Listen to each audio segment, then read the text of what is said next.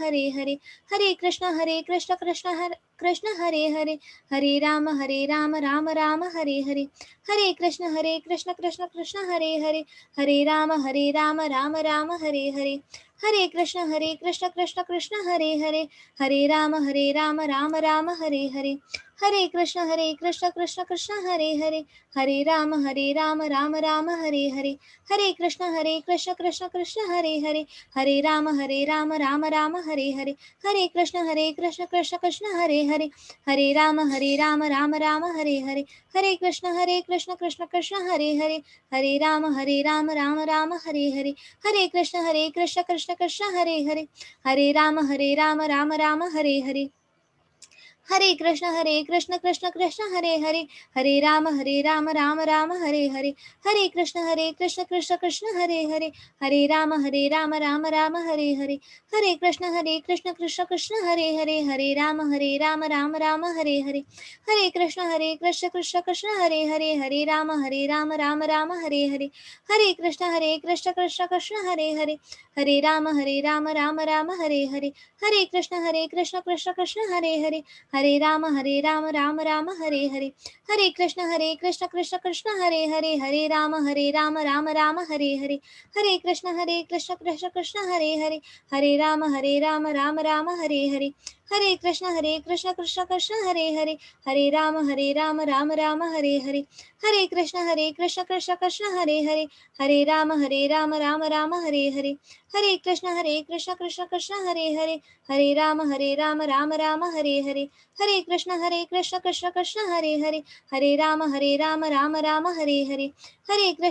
कृष्ण कृष्ण हरे हरे, हरे राम राम हरे हरे, हरे कृष्ण कृष्ण कृष्ण हरे हरे, हरे राम राम हरे हरे, हरे कृष्ण कृष्ण कृष्ण हरे हरे, हरे राम राम हरे हरे, हरे कृष्ण कृष्ण कृष्ण हरे हरे, हरे राम राम हरे हरे, हरे कृष्ण कृष्ण कृष्ण हरे हरे, हरे राम राम हरे हरे, हरे कृष्ण कृष्ण कृष्ण हरे हरे, हरे राम राम हरे हरे, हरे कृष्ण कृष्ण कृष्ण हरे हरे, हरे राम राम हरे हरे, हरे कृष्ण कृष्ण कृष्ण हरे हरे, हरे राम राम हरे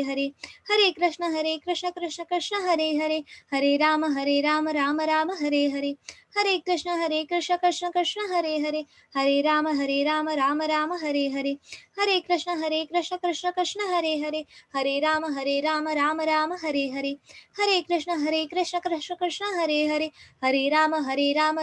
हरे हरे, हरे कृष्ण कृष्ण कृष्ण हरे हरे, हरे राम राम हरे हरे, हरे कृष्ण कृष्ण कृष्ण हरे हरे, हरे राम राम हरे हरे, हरे कृष्ण कृष्ण कृष्ण हरे हरे, हरे राम राम हरे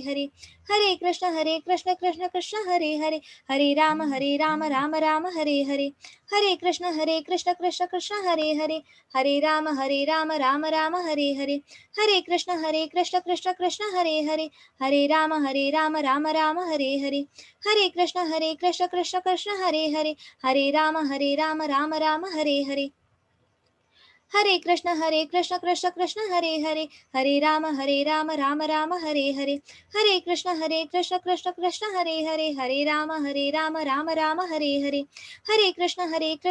हरे, हरे कृष्ण कृष्ण कृष्ण हरे हरे, हरे राम राम हरे हरे, हरे कृष्ण कृष्ण कृष्ण हरे हरे,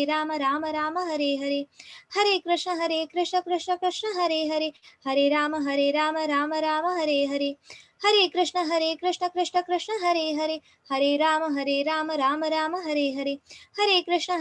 हरे हरे, हरे राम राम हरे हरे, हरे कृष्ण कृष्ण कृष्ण हरे हरे, हरे राम राम हरे हरे, हरे कृष्ण कृष्ण कृष्ण हरे हरे, हरे राम राम हरे हरे, हरे कृष्ण कृष्ण कृष्ण हरे हरे, हरे राम राम हरे हरे, हरे कृष्ण कृष्ण कृष्ण हरे हरे, हरे राम राम राम हरे हरे, हरे कृष्ण कृष्ण कृष्ण कृष्ण हरे हरे, हरे राम राम राम हरे हरे, हरे कृष्ण कृष्ण कृष्ण हरे हरे, हरे राम राम राम हरे हरे, हरे कृष्ण कृष्ण कृष्ण हरे हरे, हरे राम राम राम हरे हरे, हरे कृष्ण कृष्ण कृष्ण हरे हरे, हरे राम राम राम हरे हरे, हरे कृष्ण कृष्ण कृष्ण हरे हरे, हरे राम राम राम हरे हरे, हरे कृष्ण कृष्ण कृष्ण हरे हरे, हरे राम राम राम हरे हरे, हरे कृष्ण कृष्ण कृष्ण हरे हरे, हरे राम राम राम हरे हरे, हरे कृष्ण कृष्ण कृष्ण हरे हरे, हरे राम राम राम हरे हरे, हरे कृष्ण कृष्ण कृष्ण हरे हरे, हरे राम राम राम हरे हरे, हरे कृष्ण कृष्ण कृष्ण हरे हरे, हरे राम राम राम हरे हरे, हरे कृष्ण कृष्ण कृष्ण हरे हरे, हरे राम राम राम हरे हरे, हरे कृष्ण कृष्ण कृष्ण हरे हरे, हरे राम राम हरे हरे, हरे कृष्ण कृष्ण कृष्ण हरे हरे, हरे राम राम हरे हरे, हरे कृष्ण कृष्ण कृष्ण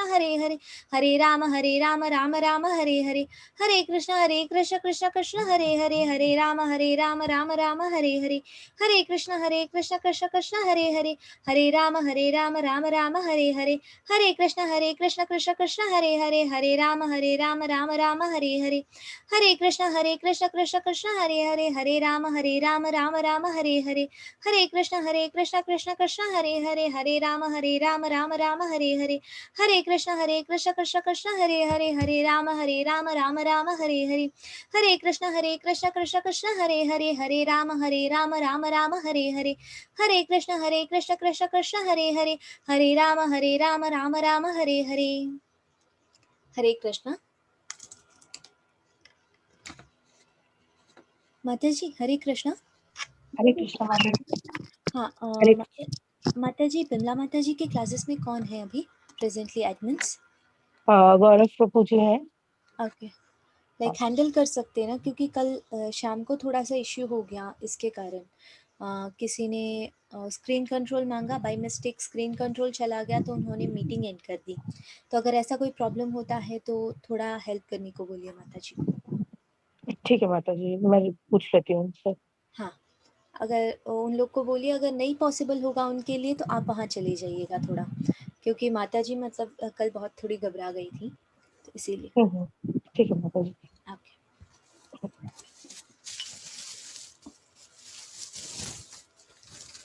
हरे कृष्णा। हम 5 मिनट कीर्तन करते हैं, उसके बाद हम आज की क्लास के साथ स्टार्ट करेंगे। ॐ अज्ञानतिमिरान्धस्य ज्ञानाञ्जनशलाकया चक्षुरुन्मीलितं येन तस्मै श्रीगुरवे नमः।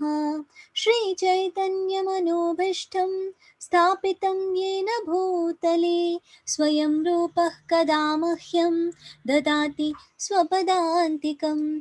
वन्देऽहं श्रीगुरो श्रीयुतपदकमलं श्रीगुरून् वैष्णवांश्च श्रीरूपं साग्रजातं सहगणरघुनाथान्वितं तं सजीवं साद्वैतं सावधूतं परिजनसहितं कृष्णचैतन्यदेवं श्रीराधाकृष्णपादान् सहगणललितान् श्रीविशाखान्वितांश्च। हे कृष्णकरुणा सिन्धो दीनबन्धो जगत्पते गोपेश गोपिकान्तं राधाकान्तं नमोऽस्तु ते। तप्तकाञ्चन गौराङ्गी राधे वृन्दावनेश्वरी वृषभानुसुते देवी प्रणमामि हरिप्रिये। नमो विष्णुपदाय कृष्णपृष्ठाय भूतले श्रीमते भक्तिवेदान्त स्वामी इति नामिने। नमस्ते सरस्वती देवी गौरवाणी प्रचारिणे निर्विशेषा शून्यवादी पाश्चात्यदेशतारिणि। जय श्री कृष्ण चैतन्य प्रभु नित्यानंद श्री अद्वैत गदाधर श्रीवासादि गौर भक्तवृंदा। हरे Krishna Krishna Hare Hare Hare Rama Rama Rama Hare Hare Hare Krishna Krishna Krishna Hare Hare Hare Rama Rama Rama Hare Hare Hare Krishna Krishna Krishna Hare Hare Hare Rama Rama Rama Hare Hare Hare Krishna Krishna Krishna Hare Hare Hare Rama Rama Rama Hare Hare Hare Krishna Krishna Krishna Hare Hare Hare Rama Rama Rama Hare Hare Hare Krishna Krishna Krishna Hare Hare Hare Rama Rama Rama Hare Hare Hare Krishna Krishna Krishna Hare Hare Hare Rama Rama Rama Hare Hare Jai Nittai Gaurang Jai Nittai Gaurang Jai Nittai Gaurang Jai Nittai Gaurang Jai Nittai Gaurang Jai Nittai Gaurang Jai Nittai Gaurang Jai Nittai Gaurang Jaya Krishna Balaram Jaya Krishna Balaram Jaya Krishna Balaram Jaya Krishna Balaram Jaya Krishna Balaram Jaya Krishna Balaram Jaya Krishna Balaram Jaya Krishna Balaram Jaya Radha Krishna Chandra Radha Krishna Chandra Radhi Jaya Radha Krishna Chandra Radha Krishna Chandra Radhi Radha Krishna Chandra Radha Krishna Chandra Radhi Jai Radha Krishna Chandra Radha Krishna Chandra Radhi Hare Krishna Krishna Krishna Hare Hare Hare Rama Rama Rama Hare Hare Hare Krishna Krishna Krishna Hare Hare Hare Rama Rama Rama Hare Hare वाञ्छकल्पतरुभ्यश्च कृपा सिन्धुभ्यैव च पतितानां पावनेभ्यो वैष्णवेभ्यो नमो नमः ॐ नमो भगवते वासुदेवाय ॐ नमो भगवते वासुदेवाय ॐ नमो भगवते वासुदेवाय हरे कृष्णा माता जी मेरी आवाज़ क्लियर है ना? जी माता जी क्लियर है। ओके ओके तो हरे कृष्णा हम लोगों ने कल के अध्याय में यानी भगवत गीता के पहले अध्याय में हम लोगों ने 5 इम्पॉर्टेंट चीज़ें जानी। वो है 5 कारण क्यों युद्ध नहीं लड़ना चाहते हैं अर्जुन, और उसके उत्तर जो है भगवान इस अध्याय में देते हैं। तो अब हम इस अध्याय के बारे में जानेंगे। वो 5 कारण कौन से हैं उसके बारे में हम पहले जान लेते हैं। सबसे पहले तो ये 5 कारण थे दया, कि उन्हें दया आ रही थी कि मैं कैसे किसी और को मार सकता हूँ, मैं किसी के जीवन में मैं किसी जीव की हत्या कैसे कर सकता हूँ। उनके अंदर दया भाव पल रही थी। और दूसरा रीज़न था, एक मिनट,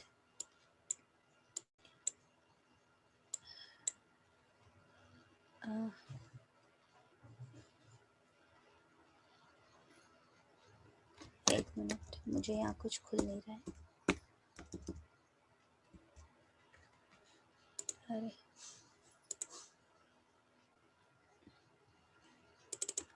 ओके, सबसे पहले तो हम लोगों ने देखा दया भाव, कि कृष्ण को जो है दया भाव हो रहा था, दया हो रही थी कि मतलब मैं एक जीव को कैसे मार सकता हूँ, इस युद्ध भूमि में कितने सारे लोग हैं, उन लोग को मैं कैसे मार सकता हूँ। फिर दूसरा था वो कह रहे थे सीदंती मम गात्राणि, या मेरे जो शरीर है वो कांप रहा है, और मुखम च परिशुष्यति, या मेरा जो मुंह है वो सूखा जा रहा है, ये बात सोच के कि मुझे किसी और की हत्या करनी पड़ेगी।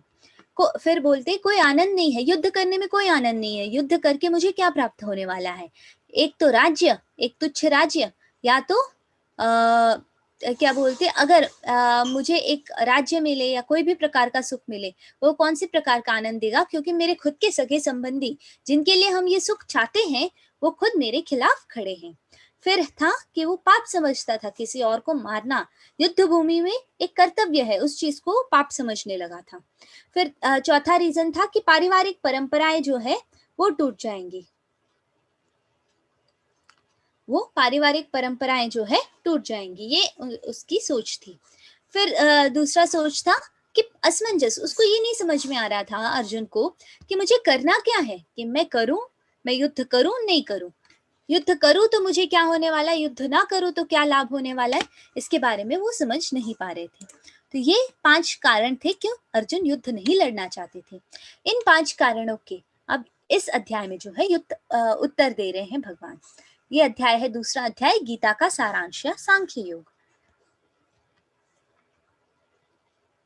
जैसे यहाँ पर है सबसे पहले 2.1 या दूसरे अध्याय के पहले श्लोक में संजय उवाच तथा तं तथा कृपयाविष्टम् अश्रुपूर्णाकुलेक्षणं विषीदन्तमिदं वाक्यम् उवाच मधुसूदन। क्या कह रहे, संजय ने कहा, करुणा से व्याप्त शोक युक्त अश्रुपूरित नेत्रों वाले अर्जुन को देखकर मधुसूदन कृष्ण ने ये शब्द कहे। मतलब पहले अध्याय तक हम लोगों ने ये जाना कि 5 कारण क्या है, अर्जुन कह रहे हैं 5 कारण। पहले अध्याय में ज्यादा भगवान ने कुछ भी नहीं कहा है। अर्जुन कह रहे हैं कि ये कैसे कर सकते हैं, वो कैसे कर सकते हैं, ये गलत है, वो सही है।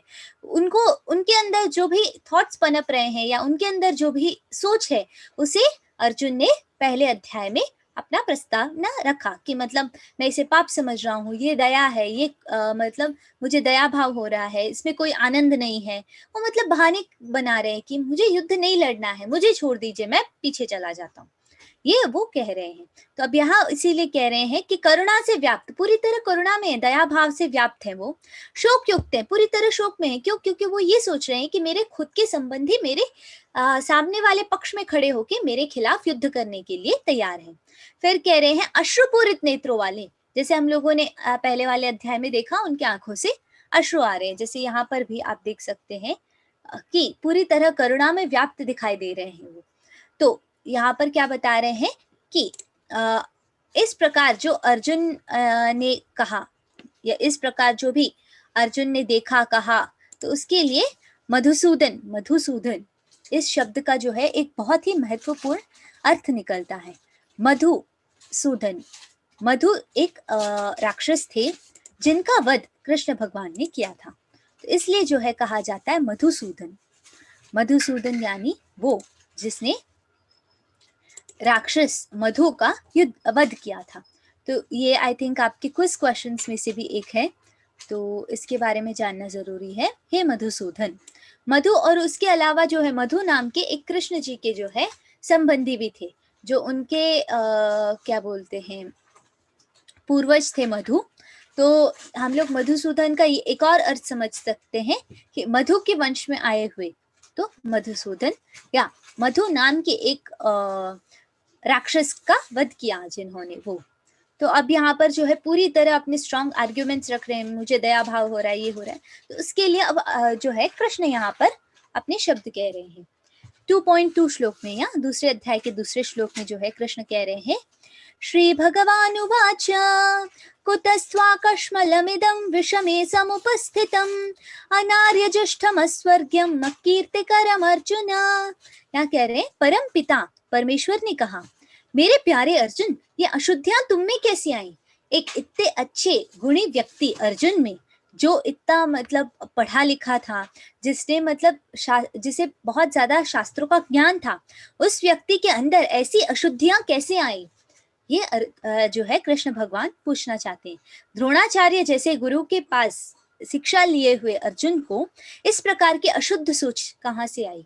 ये जो है भगवान पूछ रहे हैं। कह रहे वे ऐसे व्यक्ति के लिए बिल्कुल नहीं है जो जीवन के मूल्य को जानते हैं। एक आर्यन, जैसे हम कहते हैं आर्य समाज में जो बिलोंग करते हैं, उन लोगों के लिए ये सोच नहीं है। अर्जुन के लिए कह रहे हैं तुम एक आर्य हो और तुम एक क्षत्रिय हो। एक क्षत्रिय होते हुए ये तुम्हारी सोच तुम्हें जो है शोभा नहीं देती है। वे ऐसे व्यक्ति के लिए बिल्कुल भी नहीं है जो जीवन के मूल्य को जानता है। अर्जुन जीवन के मूल्य को जानते हैं कि नहीं, ये मेरा जीवन है, ये इतना मतलब श्रेष्ठ जीवन जो उन्हें मिला है, इसके मूल्य के बारे में अर्जुन जानते हुए अगर ये सोच रखते हैं तो ये गलत है। अब कृष्ण जी तो सामने से मतलब बेइज्जती तो नहीं कर सकते कि ये क्या मूर्खों जैसी बातें कर रहे हो, तो अब इसलिए जो है घुमा फिरा के कह रहे हैं कि एक जीवन के मूल्य को जो जानते हैं उस व्यक्ति के लिए ऐसी सोच नहीं है। कह रहे वे उच्च ग्रहों की ओर नहीं बल्कि बदनामी की ओर ले जाते हैं। ऐसा सोच जो है आपको आगे बढ़ने में नहीं बल्कि आपको नीचे गिराने में मदद करता है। आपको आपकी जो स्थाई है, उच्च स्थाई, उससे नीचे ले जाने में मदद करता है। आपको बदनामी या अकीर्ति जो है इससे प्राप्त होता है। तो ये कैसी सोच लेके आप यहाँ पर हैं, ये यहाँ पर बता रहे हैं। तो इसमें हम क्या समझ सकते हैं कि मतलब एक यहाँ पर जो है भगवान अपने बड़े होने का जो है प्रस्तावना दिखा रहे हैं कि किस प्रकार मैं बड़ा हूं, मैं तुम्हें समझा सकता हूँ। बट सामने से अगर कृष्ण जी कहते ये क्या मूर्खों वाली बात कर रहे हो, तो किसी और को हर्ट हो सकता है ना, अर्जुन को तकलीफ हो सकती है। पहले से वो शोक में है, ऊपर से अगर ऐसे कहेंगे तो मतलब पूरी तरह शोक में। तो इससे हमें एक और ये भी सीख मिलता है कि हमारे जीवन में हमें जो है हर कोई भी चीज किसी भी व्यक्ति को सीधे सीधे अगर हम कह देते, हो सकता है उन्हें खराब लगे। तो इसलिए भगवान भी यहाँ पर जो है क्या कह रहे हैं, भगवान भी थोड़ा घुमा फिरा के, मतलब समझ में नहीं आ रहा है कि भगवान यहाँ पर उन्हें जो है अप्रिशिएट कर रहे हैं या उनकी प्रशंसा कर रहे हैं या उन्हें जो है समझाने की कोशिश कर रहे हैं। फिर यहाँ पर है ये बहुत ही इम्पोर्टेंट श्लोक है इस अध्याय का। यहाँ से ही पूरी तरह अध्याय जो है शुरू होता है। ये है 2.7 या दूसरे अध्याय का 7वां श्लोक। कार्पण्य दोषोपहत स्वभाव पृच्छामि त्वां धर्म सम्मूढ़ चेता यत् श्रेयस्यान्निश्चितं ब्रूहि तन्मे शिष्यस्तेऽहं शाधि मां त्वां प्रपन्नम्। यहाँ पर बताया है अब मैं अपनी कृपण दुर्बलता के कारण अपना कर्तव्य भूल गया हूँ। यहाँ पर जो है क्या कह रहे हैं, मेरी कृपण दुर्बलता के कारण कि जो मैं पूरी तरह से मन से इतना दुर्बल हो चुका हूँ, तो मैं अपना कर्तव्य, मेरे लिए क्या सही है, मेरा क्या ड्यूटी है, वो भूल रहा हूँ और सारा धैर्य खो चुका हूँ। ऐसी अवस्था में मैं आपसे पूछ रहा हूँ कि जो मेरे लिए श्रेयस्कर हो उसे निश्चित रूप से बताइए। अब भगवान के पास सरेंडर कर रहे हैं। जो अर्जुन है वो शरणागत हो रहे भगवान के कि भगवान मैं आपके शरण में आ रहा हूँ, मैं आपका शिष्य बन रहा हूँ, आप मेरे लिए क्या श्रेयस्कर है, क्या सही है, उसके बारे में निश्चित रूप से मुझे आदेश दीजिए। और कह रहे अब मैं आपका शिष्य हूँ और शरणागत हूँ, कृपया मुझे उपदेश दीजिए। यहाँ पर जैसे आप सोच रहे हैं कि मतलब अब तक जो है मित्र के रूप में बात करते हुए अर्जुन जो है यहाँ शिष्य के रूप में परिवर्तित हो रहे हैं।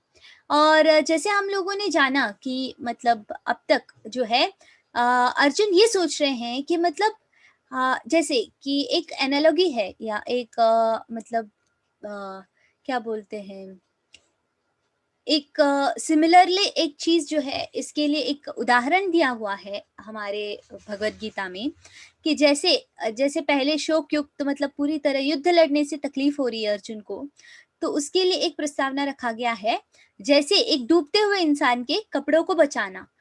डूबते हुए इंसान को छोड़ दिया, उसके वस्त्रों को बचाने निकले हैं हम लोग, तो उसमें क्या फर्क पड़ता है। एक डूबता हुआ इंसान बेचारा मतलब इतने तकलीफ में है और हम क्या कर रहे हैं, हम उसके वस्त्रों को जो है बचाने की कोशिश कर रहे हैं। हमें असलियत में क्या करना है, हमें तो उस इंसान को बचाने की कोशिश करनी है। तो इसका अर्थ क्या है कि हम जो है एक शरीर को बचाने की कोशिश कर रहे हैं, बट शरीर की जो आइडेंटिटी है वो आत्मा के बिना कुछ भी नहीं है। बिना आत्मा के एक शरीर तो मृत है, वो वस्त्र के ही समान है।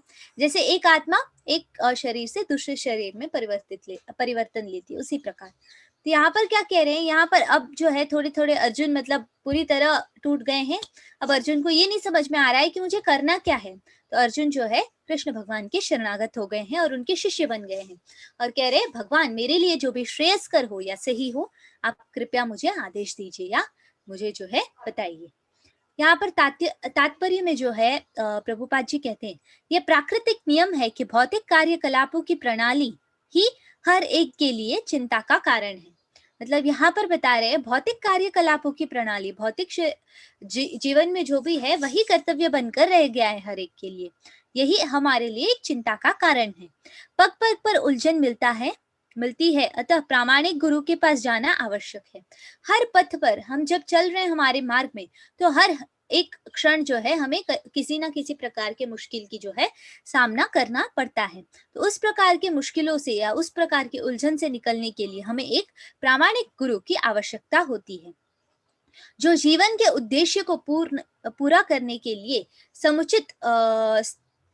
समुचित पथ निर्देश दे सके। तो हमें क्या करना है, हमें ये जानना है कि कैसे जैसे कि यहाँ पर बताया गया है एक समुचित पथ का निर्देश देना जो है हमें जानना है कि ये पथ पे हमें चलना है, इस प्रकार चलना है।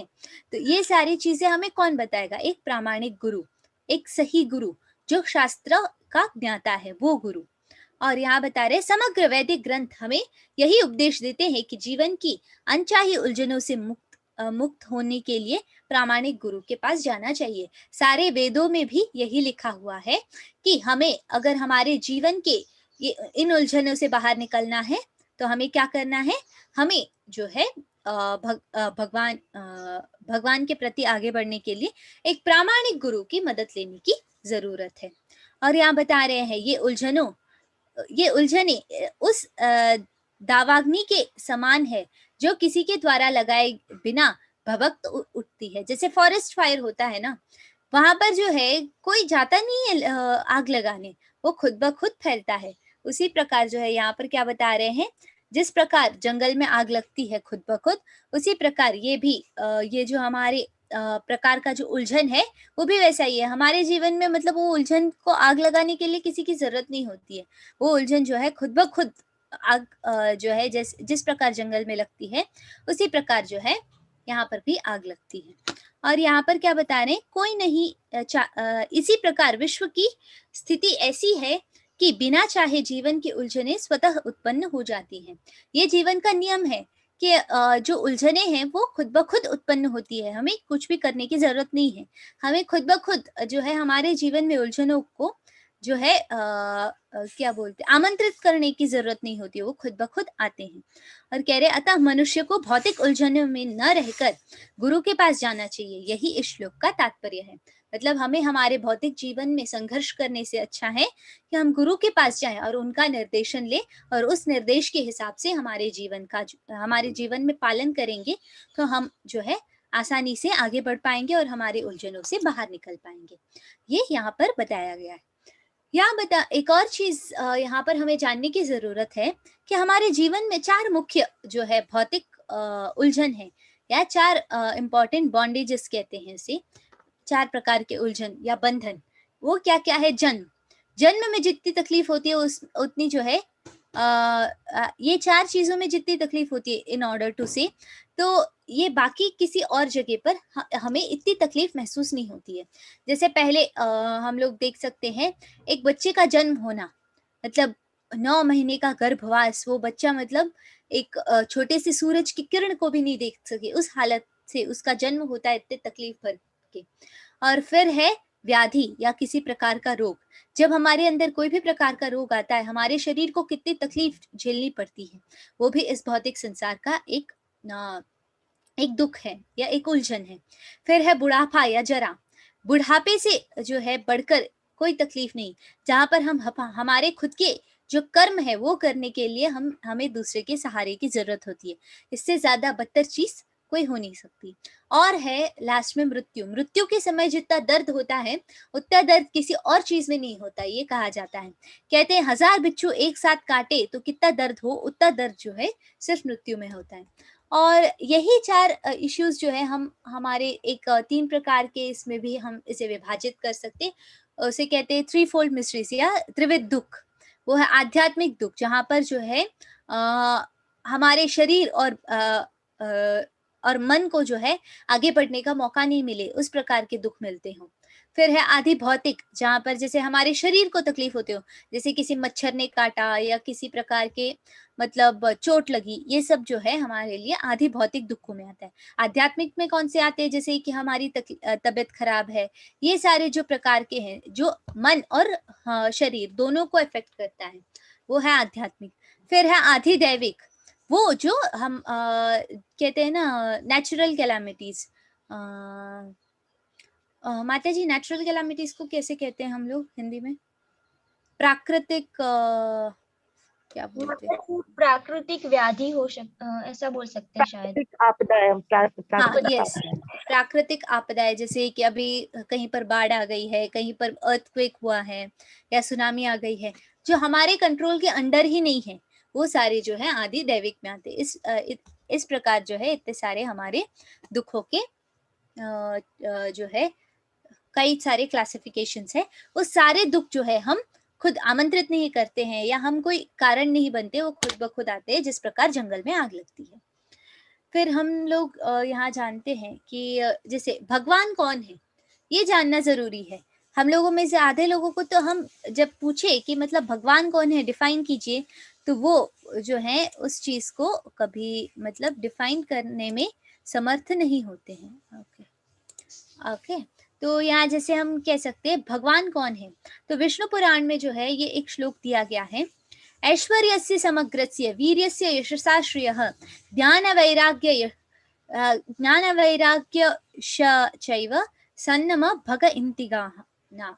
जैसे यहाँ बता रहे हैं जिसके पास पूरी ताकत है, जिसके पास सबसे ज्यादा बल है, शोहरत है, या जिसके पास जो है बहुत ज्यादा फेम है, क्या बोलते हैं, यश है, दौलत है, जिसके पास बहुत ज्यादा धन है, और ज्ञान है, जो सबसे परम ज्ञानी है, जो सबसे ज्यादा सुंदर है, और जिसके अंदर त्याग का भाव है, रिनंसिएशन, जो इस ब्रह्मांड के लिए कुछ भी त्याग सकता है वो।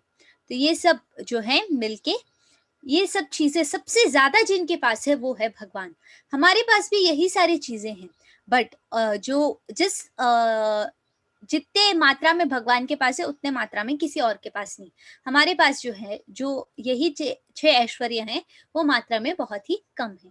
तो ये फर्क है हमारे और भगवान में, और ये भगवान कहते हैं जो 6 ऐश्वर्यों से युक्त हैं वो है भगवान। क्या हमें इसके बारे में एहसास था? नहीं।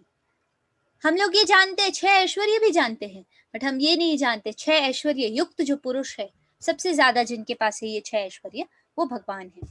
और फिर यहाँ पर बता रहे हैं जैसे कि 3 प्रकार की चीजों के बारे में यहाँ पर बताया गया है। जो क्या बोलते हैं, भगवान है, उनके 3 प्रकार के अंश रूप हैं, या 3 प्रकार से हम जो है भगवान को समझ सकते हैं। एक भगवान को 3 प्रकार से समझने का तरीका।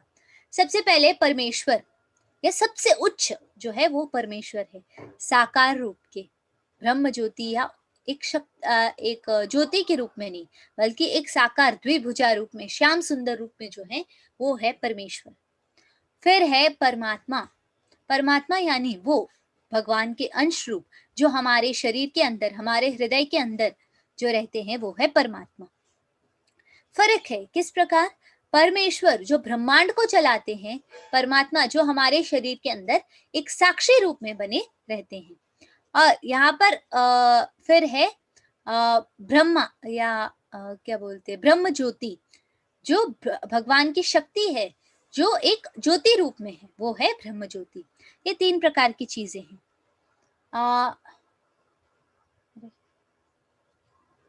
जैसे यहाँ पर आप देख सकते, ये अरे ये उल्टा चल रहा है आई थिंक, हाँ। जैसे कि यहाँ पर आप देख सकते हैं, ये हम लोगों को जो है सबसे पहले ये एक छोटा सा एनिमेशन है जो यहाँ पर सही नहीं दिख रहा है, जैसे मैं आपको हो सके तो इसका जो है क्लिपिंग भी सेपरेटली सेंड करूँगी।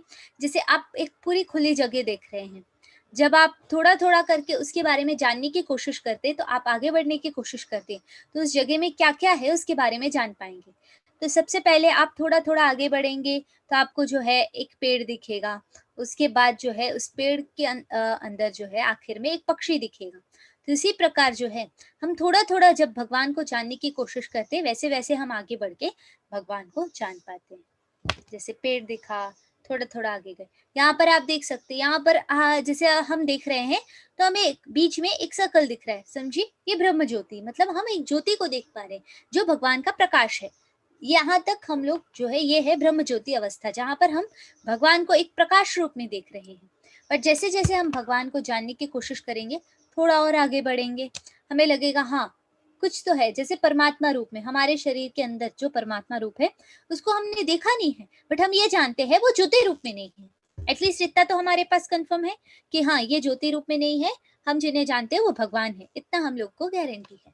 जैसे-जैसे और थोड़ा आगे बढ़ेंगे, तो हम भगवान के साकार रूप को सही प्रकार से समझ पाएँगे। तो हमें इसके लिए क्या करना है? हमें जो है, ज्ञान जो है हमारा वर्धन होना चाहिए। हमें जो है ज्ञान प्राप्त करने की कोशिश करनी चाहिए। जैसे-जैसे हम ज्ञान प्राप्त करने की कोशिश करेंगे, एक-एक करके हम भगवान के बारे में अच्छे से जान पाएँगे। फिर यहाँ पर बताया गया है सबसे पहला प्रश्न दया भाव, उसका जो है 2.11 या दूसरे अध्याय के 11वें श्लोक से 30वें श्लोक तक जो है इसका उत्तर दिया गया है। यहाँ पर बता रहे हैं, दे देहिनोऽस्मिन् यथा देहे कौमारं यौवनं जरा तथा देहांतर प्राप्तर धीरस्तत्र न मुह्यति। यहाँ पर बोल रहे, जिस प्रकार शरीरधारी आत्मा इस वर्तमान शरीर में बाल्यावस्था से तरुणावस्था में और फिर वृद्धावस्था में निरंतर अग्रसर होता रहता है, तो उसी प्रकार मृत्यु होने पर आत्मा दूसरे शरीर में चला जाता है। धीर व्यक्ति ऐसे परिवर्तन से मोह को प्राप्त नहीं होता। इसका अर्थ यहाँ पर क्या बता रहे, शरीरधारी आत्मा या हमारे शरीर के अंदर जो आत्मा निवास करती है वर्तमान शरीर में, बाल्य अवस्था से तरुणावस्था, बच्चे से जैसे यहाँ पर पिक्चर में आप देख सकते हैं, जन्म होता है, उसके बाद थोड़ा थोड़ा करके बच्चा बढ़ता है बाल्यावस्था में, बाल्यावस्था से तरुणावस्था में या टीनेज जो बोलते हैं हम लोग वहां, उसके बाद थोड़ा थोड़ा जाके यूथ के बाद जो है थोड़ा मतलब मध्यमावस्था, उसके बाद जो है वृद्धावस्था आएगा, वृद्धावस्था के बाद थोड़े थोड़े करके जो है हमारे शरीर के ताकतें कम होंगी और आखिर में जो है मृत्यु होगी। मृत्यु किसकी हो रही है यहाँ पर? मृत्यु तो शरीर की हो रही है, आत्मा की नहीं। आत्मा तो उस मृत्यु के बाद वापस से दूसरा शरीर प्राप्त करेगा और यही जो साइकिल है जन्म से लेके मृत्यु तक का, ये वापस से वहां पर दूसरे एक शरीर में दोहराएगा। तो ये अगर ऐसा है तो इस प्रकार से जिस जो आत्मा है एक शरीर से दूसरे शरीर में परिवर्तित होता रहता है, तो ये अगर चीज एक बार जान ले तो धीर व्यक्ति जो है कभी इस प्रकार के परिवर्तन से मोहित नहीं होता है, इस प्रकार के परिवर्तन से उसे किसी भी प्रकार की तकलीफ नहीं होती है। ये यहाँ पर बताया है। यहाँ पर क्या कह रहे हैं कि जैसे जैसे हमारा शरीर परिवर्तित होता है, होते हुए अगर धीर व्यक्ति इस बात को समझ जाता है तो इस चीज से जो है वो मोहित नहीं होता है। तो यानी दया भाव किसके ऊपर? शरीर के ऊपर, ये कृष्ण कहना चाहते हैं। तुम किसके ऊपर दया भाव कर रहे हो अर्जुन?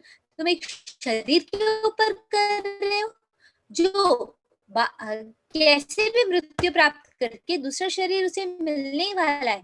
तुम पहले अपने कर्तव्य के बारे में सोचो। तुम एक क्षत्रिय हो और तुम्हारे राज्य के लोगों की रक्षा करने के लिए तुम्हें युद्ध लड़ना जरूरी है। ये यहाँ पर भगवान उससे अर्जुन को समझाना चाहते हैं। और यहाँ पर जो है बता रहे हैं कि जैसे कह रहे, वासांसि जीर्णानि यथा विहाय नवानि गृह्णाति नरोपराणि तथा शरीराणि विहाय जीर्णान् अन्यानि संयाति नवानि देहि। यहाँ पर भी जो है दया भाव के लिए और थोड़ा एक्सप्लेन कर रहे हैं भगवान। जिस प्रकार मनुष्य पुराने वस्त्रों को त्याग कर नए वस्त्र धारण करता है, उसी प्रकार आत्मा पुराने तथा व्यर्थ के शरीर को त्याग कर नवीन भौतिक शरीर धारण करती है। यानी यहाँ पर साफ साफ बता दिया है कि जन्म मुझे प्राप्त नहीं करते हो तो आपको जो है जन्म मृत्यु के चक्र में फंसे रहना है। ये भगवान साफ साफ यहाँ पर बता रहे हैं। यहाँ पर क्या कह रहे हैं, जिस प्रकार वस्त्र बदलता है एक शरीर, जैसे हम लोग रोज मैले वस्त्र बदलते हैं, जाएंगे स्नान करेंगे, या जैसे कि कहीं बाहर से आ रहे हैं, जैसे कोरोना के वक्त हम सबसे ज्यादा यही करते हैं, बाहर से आए तुरंत हम लोग पहले तो जाएंगे या तो नहा के आएंगे, या तो एटलीस्ट हम हमारे कपड़े बदलेंगे, है ना। तो उसी प्रकार जैसे हम कपड़े बदलते हुए हमें तकलीफ होती है, नहीं, उसी प्रकार जब शरीर बदल रहा होता है आत्मा, तब भी हमें तकलीफ नहीं होनी चाहिए, ये भगवान कहना चाहते हैं। यहाँ पर तात्पर्य में बताया है, अणु आत्मा द्वारा शरीर का परिवर्तन एक स्वीकृत तथ्य है, यानी हमारे जीवात्मा या जो हमारे अंदर अणु आत्मा है, उससे उसके द्वारा जो है शरीर का परिवर्तन, एक शरीर से दूसरे शरीर में परिवर्तित होना जो है, वो एक प्राकृतिक स्वीकृत्य तथ्य है या स्वीकृत्य नियम है। ओके, फिर यहाँ पर क्या बता रहे हैं, आधुनिक विज्ञानी जन तक जो आत्मा के अस्तित्व पर विश्वास नहीं करते, पर साथ ही हृदय से शक्ति साधन की व्याख्या भी नहीं कर पाते, उन परिवर्तनों को स्वीकार करने को बाध्य है जो बाल्य काल से कौमार और फिर तरुणावस्था तथा वृद्धावस्था में होते रहते हैं। वृद्धावस्था से यह परिवर्तन दूसरे शरीर में स्थानांतर होता है। जिस प्रकार जो है बाल्यावस्था से तरुणावस्था, तरुणावस्था से वृद्धावस्था, उसी प्रकार यहाँ पर क्या कह रहे हैं भगवान, उसी प्रकार ये भी है कि मतलब यहाँ प्रभुपाद जी जो है इसके तात्पर्य के रूप में कह रहे हैं, उसी प्रकार एक शरीर से दूसरे शरीर में परिवर्तित होना भी एक जीवन का नियम है, ये भी जो है पालन होना जरूरी है। और यहाँ पर जो है बता रहे हैं कि आत्मा कैसी है, नयनम छिन्दन्ते शस्त्राणि नयनम दहति पावकः न चैनम क्लेदयन्त्यापो न शोषयते मारुतः। यहाँ पर बता रहे हैं ये आत्मा न तो कभी किसी शस्त्र द्वारा खंड खंड किया जा सकता है, न अग्नि द्वारा जलाया जा सकता है, न जल द्वारा भिगोया जा सकता है, न वायु द्वारा सुखाया जा सकता है। यानी यहाँ पर तो साफ साफ बता रहे हैं कि मतलब ये जो आत्मा है हमारी, इसे जो है कभी हम लोग किसी चीज से भिगो नहीं सकते, किसी चीज से काट नहीं सकते, किसी चीज से जो है इसका जो है क्या बोलते हैं, जला नहीं सकते हैं या सुखा नहीं सकते हैं। यहाँ पर क्या बता रहे, जिस प्रकार हमें क्या करना है, हमें आत्मा के बारे में ये सोचना है कि आत्मा कितना नित्य है, आत्मा को इस भौतिक जीवन में जो भी चीज है वो जो है आत्मा को कभी तकलीफ नहीं पहुंचा सकती है। तो ये बताने का अर्थ यहाँ पर है कि आत्मा जो है एक एंटिटी है जिसे जो है हम कभी समझ नहीं सकते, जिसका अंत कहाँ है, मध्य कहाँ है, ये समझना भी हमारे लिए पॉसिबल नहीं है, ये यहाँ पर बता रहे हैं। फिर बता रहे हैं आंसर नंबर 2, सबसे यहाँ पर क्या बोल रहे हैं कि अर्जुन कह रहे थे कोई आनंद नहीं है युद्ध करने में, किसी भी प्रकार का आनंद नहीं है, जो अर्जुन ने कहा था उसके लिए भगवान यहाँ कह रहे हैं कि अवाच्यवादांश बहून्व दिश्यन्ति तवाहिता निन्दस्त्व सामर्थ्यं ततो दुःखतरं नु किम्। यहाँ पर कह रहे हैं तुम्हारे शत्रु अनेक प्रकार के कटु शब्दों से तुम्हारा वर्णन करेंगे और तुम्हारी सामर्थ्य का उपहास करेंगे, तुम्हारे लिए इससे दुखदाई और क्या हो सकता है। तो जैसे कि अर्जुन ने कहा कि कोई आनंद नहीं है युद्ध करने में, तो भगवान कह रहे हैं तुम्हारे शत्रु तुम्हारी निंदा करेंगे और इससे ज्यादा दुखदाई तो कोई चीज नहीं है, तो तुम किस सुख की बात कर रहे हो, पहले दुख से तो बचो।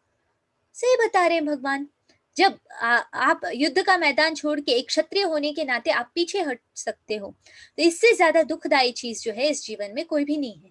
ये जो है भगवान कहने की कोशिश कर रहे हैं कि हमें जो है ये कभी भी हमारे कर्तव्यों से पीछे नहीं हटना चाहिए। जो कर्तव्य है अगर हम उससे पीछे हट जाएं तो कई प्रकार के लोग कई प्रकार के कटु शब्दों से हमारा वर्णन करेंगे और इससे जो है निंदा की बात हमारे लिए कुछ भी नहीं है, या इससे जो है दुखदायी बात जो है कुछ भी नहीं है, ये समझाने की कोशिश कर रहे हैं अर्जुन को। यहाँ पर बता रहे हैं हतो वा प्राप्स्यसे स्वर्गम जित्वा वा भोक्ष्यसे महीम तस्मात् उत्तिष्ठ कौन्तेय युद्धाय कृतनिश्चयः। यहाँ पर बोल रहे हैं कि हे कुंती पुत्र, तुम यदि युद्ध में मारे जाओगे तो स्वर्ग प्राप्त करोगे, या यदि तुम जीत जाओगे तो पृथ्वी के साम्राज्य को भोग करोगे। अतः दृढ़ संकल्प करके खड़े हो और युद्ध करो। यहाँ पर क्या बता रहे हैं, यहाँ पर जो है भगवान इस भौतिक लालच दे रहे हैं अर्जुन को, मतलब भौतिक लालसा के बारे में यहाँ बता रहे हैं। जैसे कि आप देख सकते हैं यहाँ क्या कह रहे हैं, युद्ध करोगे और उसमें मारे जाओगे तो स्वर्ग में जाओगे, जीतोगे तो राज्य मिलेगा, इससे ज्यादा क्या चाहिए तुम्हें, इससे ज्यादा सुख की बात क्या है। अतः दृढ़ संकल्प करके खड़े हो और युद्ध करो। यहाँ पर जो है भौतिक वर्णन जो है भगवान कह रहे हैं अर्जुन को समझाने के लिए, जो है अब भगवान जो है भौतिक चीजों को भी दाव पे लगा रहे हैं। जैसे यहाँ पर कह रहे, अगर भगवान कह रहे हैं जाओ युद्ध करो, अगर तुम मृत्यु प्राप्त करते हो स्वर्ग जाओगे, नहीं तुम जीतते हो तो तुम्हें एक राज्य मिलेगा, इससे ज्यादा क्या है।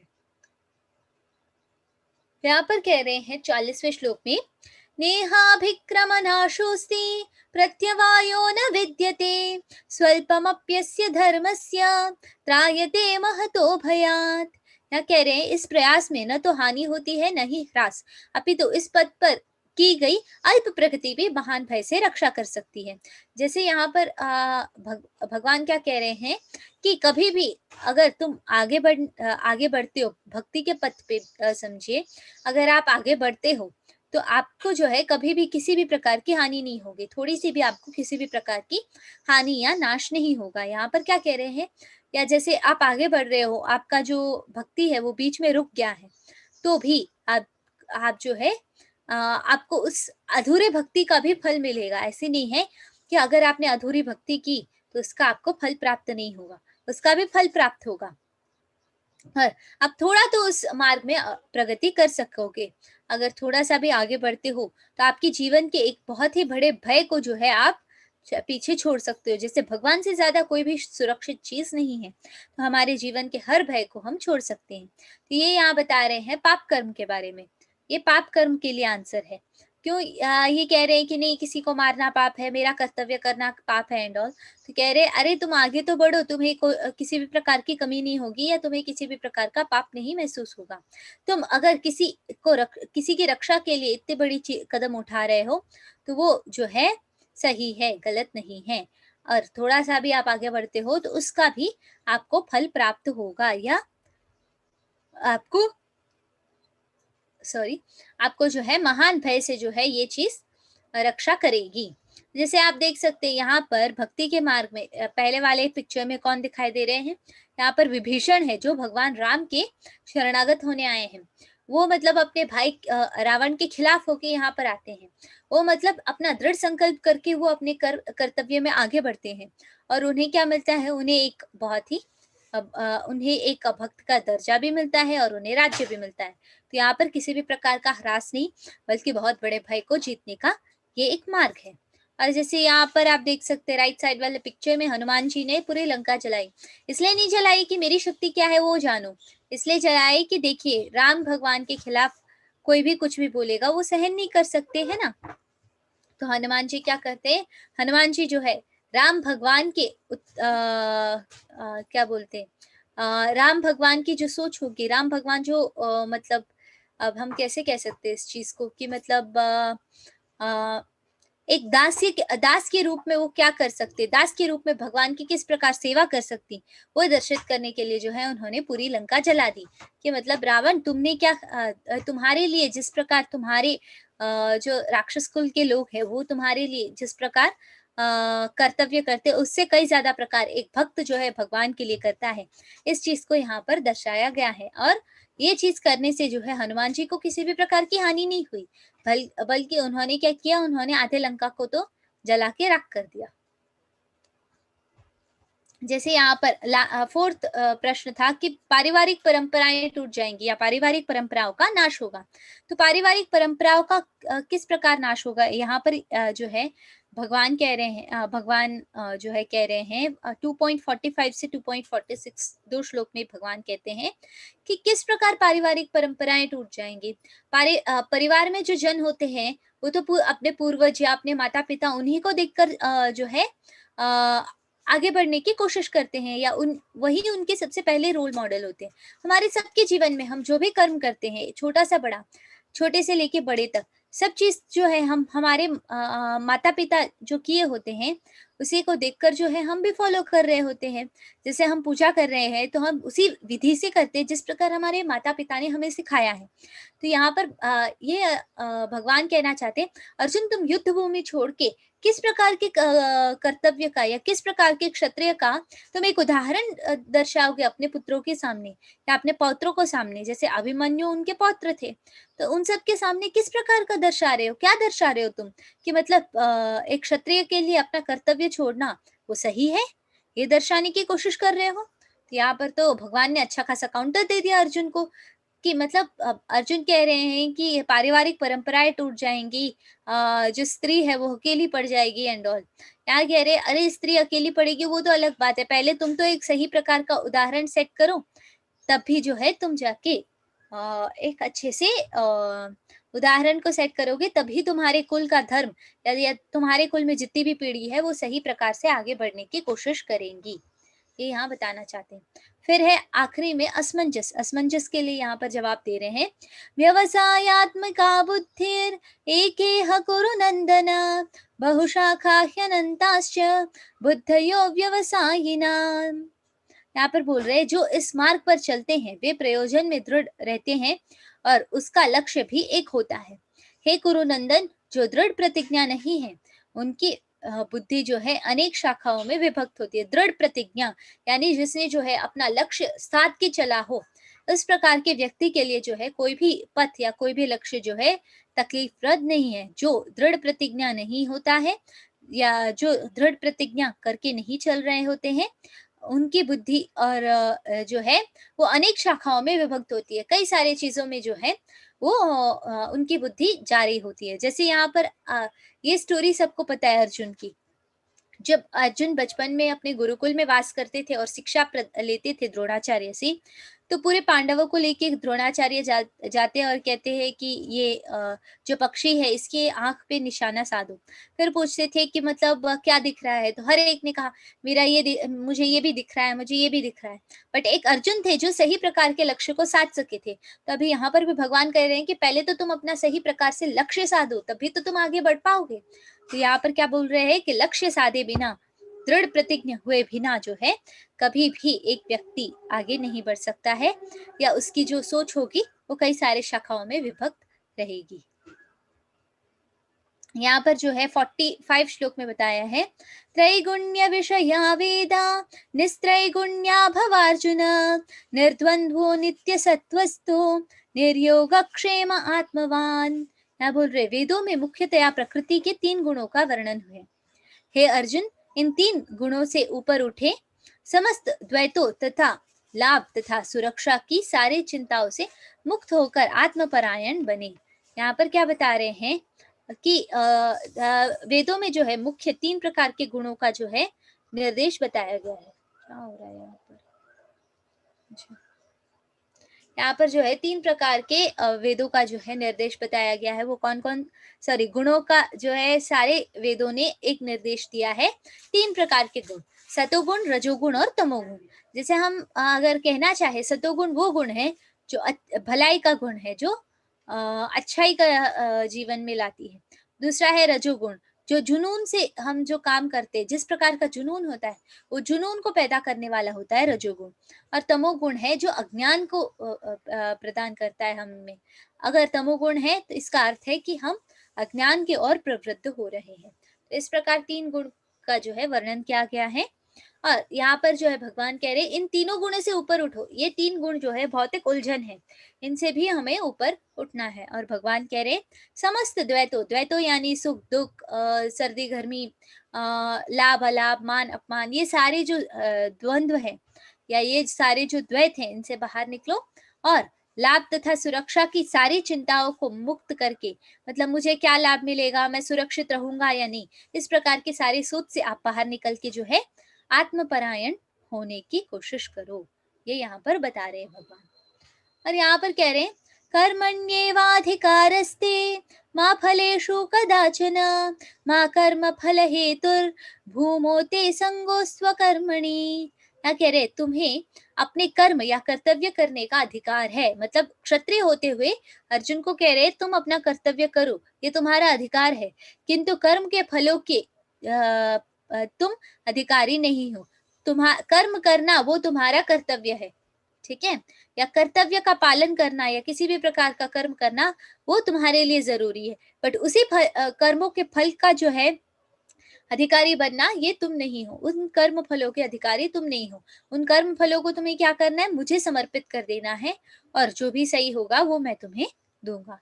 तुम न तो कभी अपने आप को अपने कर्मों के फलों का कारण मानो, न ही कर्म न करने में कभी आसक्त हो। मतलब यहाँ कह रहे हैं कि एक कर्तव्य करने से, एक सही चीज करने से जो फल प्राप्त होता है, जैसे युद्ध में किसी को मारना ही हो, या कभी जैसे कि बच्चों को माता पिता जो है कभी कभार मार के डांट के समझाते हैं, तो इसका अर्थ ये है कि मतलब हमें ये नहीं करना चाहिए, अरे मेरे अंदर दया भाव पनप रहा है, मैं अपने बच्चे को नहीं मारूंगा, तो क्या बच्चे आगे बढ़ सकेंगे? नहीं। उसी प्रकार यहाँ भगवान कह रहे हैं कि तुम्हारा कर्तव्य है युद्ध करना, तुम उसे करो, और तुम जो अपने कर्म फल मिल रहे हैं उसका कारण तुम्हें नहीं मानो, क्योंकि तुम्हें जो कर्म फल मिल रहे हैं वो तुम्हारे युद्ध करने से नहीं मिल रहे, क्योंकि युद्ध करना तुम्हारा कर्तव्य है। कर्तव्य के फल जो है वो कभी तुम्हें तकलीफ नहीं देते हैं, ये यहाँ बताने की एक छोटी सी कोशिश है। यहाँ पर जो है 55 श्लोक बता रहे हैं। श्री भगवान उवाच प्रजाः ते यथा कामान् सर्वान् पार्थान् मनोगतान् आत्मन्येवात्मना तुष्टः स्थितप्रज्ञस्तदुच्यते। यहाँ बोल रहे श्री भगवान ने कहा, हे पार्थ, जब मनुष्य मनोधर्म से उत्पन्न होने वाली इंद्रिय तृप्ति की समस्त कामनाओं का परित्याग कर देता है, और जब इस तरह से विशुद्ध हुआ उसका मन आत्मा में संतोष प्राप्त करता है, तो वह विशुद्ध दिव्य चेतना को प्राप्त या स्थित प्रज्ञ कहा जाता है। स्थित प्रज्ञ या धीर पुरुष कौन है? यहाँ पर कह रहे हैं जो मनोधर्म से उत्पन्न हर इंद्रिय तृप्ति की समस्त कामनाओं का परित्याग कर देता है। जैसे इंद्रिय तृप्ति से हमें जो भी कामनाएं उत्पन्न होती हैं, अभी एक उदाहरण स्वरूप लेना चाहें तो जैसे कि हम लोगों ने कुछ खाया, हमें उस चीज से आसक्ति हो जाएगी या उस चीज की बार बार कामना होगी। जैसे कि हम लोगों ने बहुत टेस्टी, सिंपली हम कह सकते हैं, पनीर की सब्जी खा ली समझिए, तो हम उस इंद्रिय तृप्त, हमारा इंद्रिय तो तृप्त हो गया, बट उससे उसके कारण क्या हुआ, हम समझिए उस दिन हाँ हम तृप्त हो गए, अगले दिन हमें लगेगा अरे कितना अच्छा पनीर की सब्जी बना था, वापस से बना के खाएंगे। तो इस प्रकार का जो सोच है कि मतलब आपकी इंद्रियों के लिए आप कामना कर रहे हैं, उस प्रकार के सोच से आप बाहर निकलना हमारे लिए कर्तव्य है, ये करना हमारे लिए कर्तव्य है। और अगर इस प्रकार से तुम बाहर निकल के विशुद्ध हो जाते हो तो उसका मन जो है आत्मा में संतोष प्राप्त करता है। ठीक है, इस प्रकार से जब हम हमारे इंद्रिय तृप्ति की इच्छाओं से बाहर निकल जाते हैं तो संतोष को प्राप्त करता है, हमारी आत्मा जो है वो संतोष को प्राप्त करता है, और वह जो है विशुद्ध दिव्य चेतना या स्थित प्रज्ञ कहा जाता है। ये यहाँ पर बता रहे हैं। जैसे कि प्रहलाद जी हैं, उनको किसी भी प्रकार के तकलीफ से कोई तकलीफ नहीं होती थी, मतलब उनके इंद्रियों में जो है जैसे उनको आग में बिठा दे, उनके स्पर्शनेंद्रिय को कभी तकलीफ नहीं हुई। उन्हें जो है अगर जैसे यहाँ पर आप देख सकते हैं कि मतलब कई सारे जो दानव है वो उन्हें जो है तकलीफ पहुंचाने की कोशिश कर रहे, उससे भी उन्हें कभी तकलीफ नहीं हुई। क्यों? क्योंकि उन्होंने जो है अपनी इंद्रिय तृप्ति के लिए कर्म करना ही छोड़ दिया था। यहाँ पर हम जैसे कि ये अब मैंने बताया होलिका दहन के वक्त भी उनके इंद्रियों को कभी कोई प्रकार की तकलीफ नहीं हुई। वो आग के अंदर, अग्नि के अंदर बैठे थे, फिर भी जो है उनके शरीर को कुछ हुआ नहीं। क्यों? क्योंकि उनके इंद्रिय जो है वो शुद्ध हो गई, वो खुद एक स्थित प्रज्ञ थे। यहाँ पर बताया गया है 2 श्लोक में जो है मनोविज्ञान के बारे में, the entire science of psychology जो है 2 श्लोक के अंदर यहाँ पर इस अध्याय में बताया गया है। ध्यायते विषयान् पुंस सहंगस्तेषुपजायते संगात् संजायते काम कामात् क्रोधोऽभिजायते इंद्रिया विषया नेक्स्ट श्लोक पे चली गई। यहाँ पर बता रहे हैं इंद्रिय विषयों का चिंतन करते हुए मनुष्य की उनमें आसक्ति उत्पन्न होने लगती है। जैसे जैसे हम इंद्रिय विषयों का चिंतन करते हैं, जैसे आंखों का हो, कान का हो, जैसे एक दिन हम लोगों ने कोई म्यूजिक सुना, हमें बार बार आसक्ति होगी कि वापस से म्यूजिक सुने। तो इस प्रकार की जो आसक्ति उत्पन्न होने लगती है, ऐसी आसक्ति से काम उत्पन्न होता है। ऐसी आसक्ति से जो है एक अनियत इच्छा उत्पन्न होती है, और फिर काम से क्रोध उत्पन्न होता है। उसके बाद जो है एक बार एक अनियत इच्छा हो, अगर वो हमें प्राप्त नहीं होने लगती है, तब जो है हमें क्रोध भी होने लगता है। और यहाँ पर नेक्स्ट श्लोक में बता रहे, क्रोधात् भवति सम्मोह, सम्मोहात् स्मृति विभ्रमः, स्मृति भ्रंशात् बुद्धिनाशो, बुद्धिनाशात् प्रणश्यति। यहाँ पर कह रहे क्रोध से जो है पूर्ण प्रकार से भ्रम उत्पन्न होता है, पूर्ण रूप में भ्रम उत्पन्न होता है, और भ्रम से जो है स्मृति जो है खराब हो जाती है। या जब स्मृति का जो है नाश होता है, तो बुद्धि खो जाती है, बुद्धि भी नहीं होती है, बुद्धि भी काम नहीं कर सकती है। स्मृति नहीं है तो बुद्धि क्या करेगी। और जब बुद्धि खो जाती है तो भौतिक पूल में फिर से गिर जाते हैं। तो एक बार स्मृति खो जाए तो हम जो है भौतिक जीवन के पूल में, या भौतिक जीवन के इस ब्रिज में जो है हमेशा से पड़े रहते हैं, हम आगे कभी बढ़ नहीं पाते। जैसे हम यहाँ देख सकते हैं, थोड़ा सा मतलब इच्छा होने लगेगी, किसी चीज के प्रति आसक्ति होने लगेगी। आसक्ति जो है एक अनियत काम या एक गलत जो है काम हो बनेगा। वो गलत काम जैसे जैसे आपको सही प्रकार से मिलना थोड़ा थोड़ा करके बंद हो रहा होगा, या इतनी आसक्ति हो जाएगी, वो काम जो मिलता है वो भी हमारे लिए काफी नहीं होता है। तो फिर लास्ट में जो है हमारे अंदर क्रोध उत्पन्न होता है। ये पूरा मनोविज्ञान जो है इन 2 श्लोक में बताया गया है। यहाँ पर बोल रहे जो वस्तु इंद्रिय वस्तुएं हैं या जो इंद्रियार्थ हैं, वो क्या करते हैं, उनसे जो है आसक्ति उत्पन्न होती। इंद्रिय अर्थों के लिए अगर हम किसी भी प्रकार का कर्म करते हैं तो हमारे अंदर आसक्ति उत्पन्न होती है। आसक्ति के कारण काम या लस्ट जो कहते हैं, या अनियत इच्छा जो है वो उत्पन्न होती है। उसके बाद एंगर या क्रोध उत्पन्न होता है इसके कारण। फिर एक ऊपर चला गया है,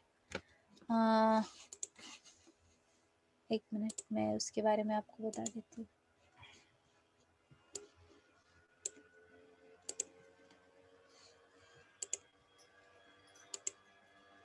हाँ, यहाँ पर जो है सम्मोह है, सम्मोह आई थिंक बाय चांस थोड़ा ऊपर निकल गया है।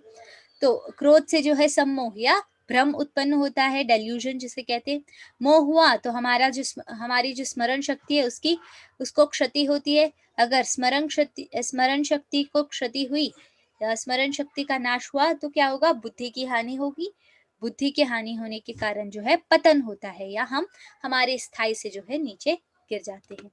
ये बताया गया है। और यहाँ पर जो है प्रभुपाद जी के कुछ शब्द बताए गए इस अध्याय के बारे में। मनुष्य कृष्ण भावनामृत या दिव्य जीवन को एक क्षण में प्राप्त कर सकते हैं, और हो सकता है कि उसे लाखों जन्म के बाद भी न प्राप्त हो। मतलब 2 चीजें हो सकती है।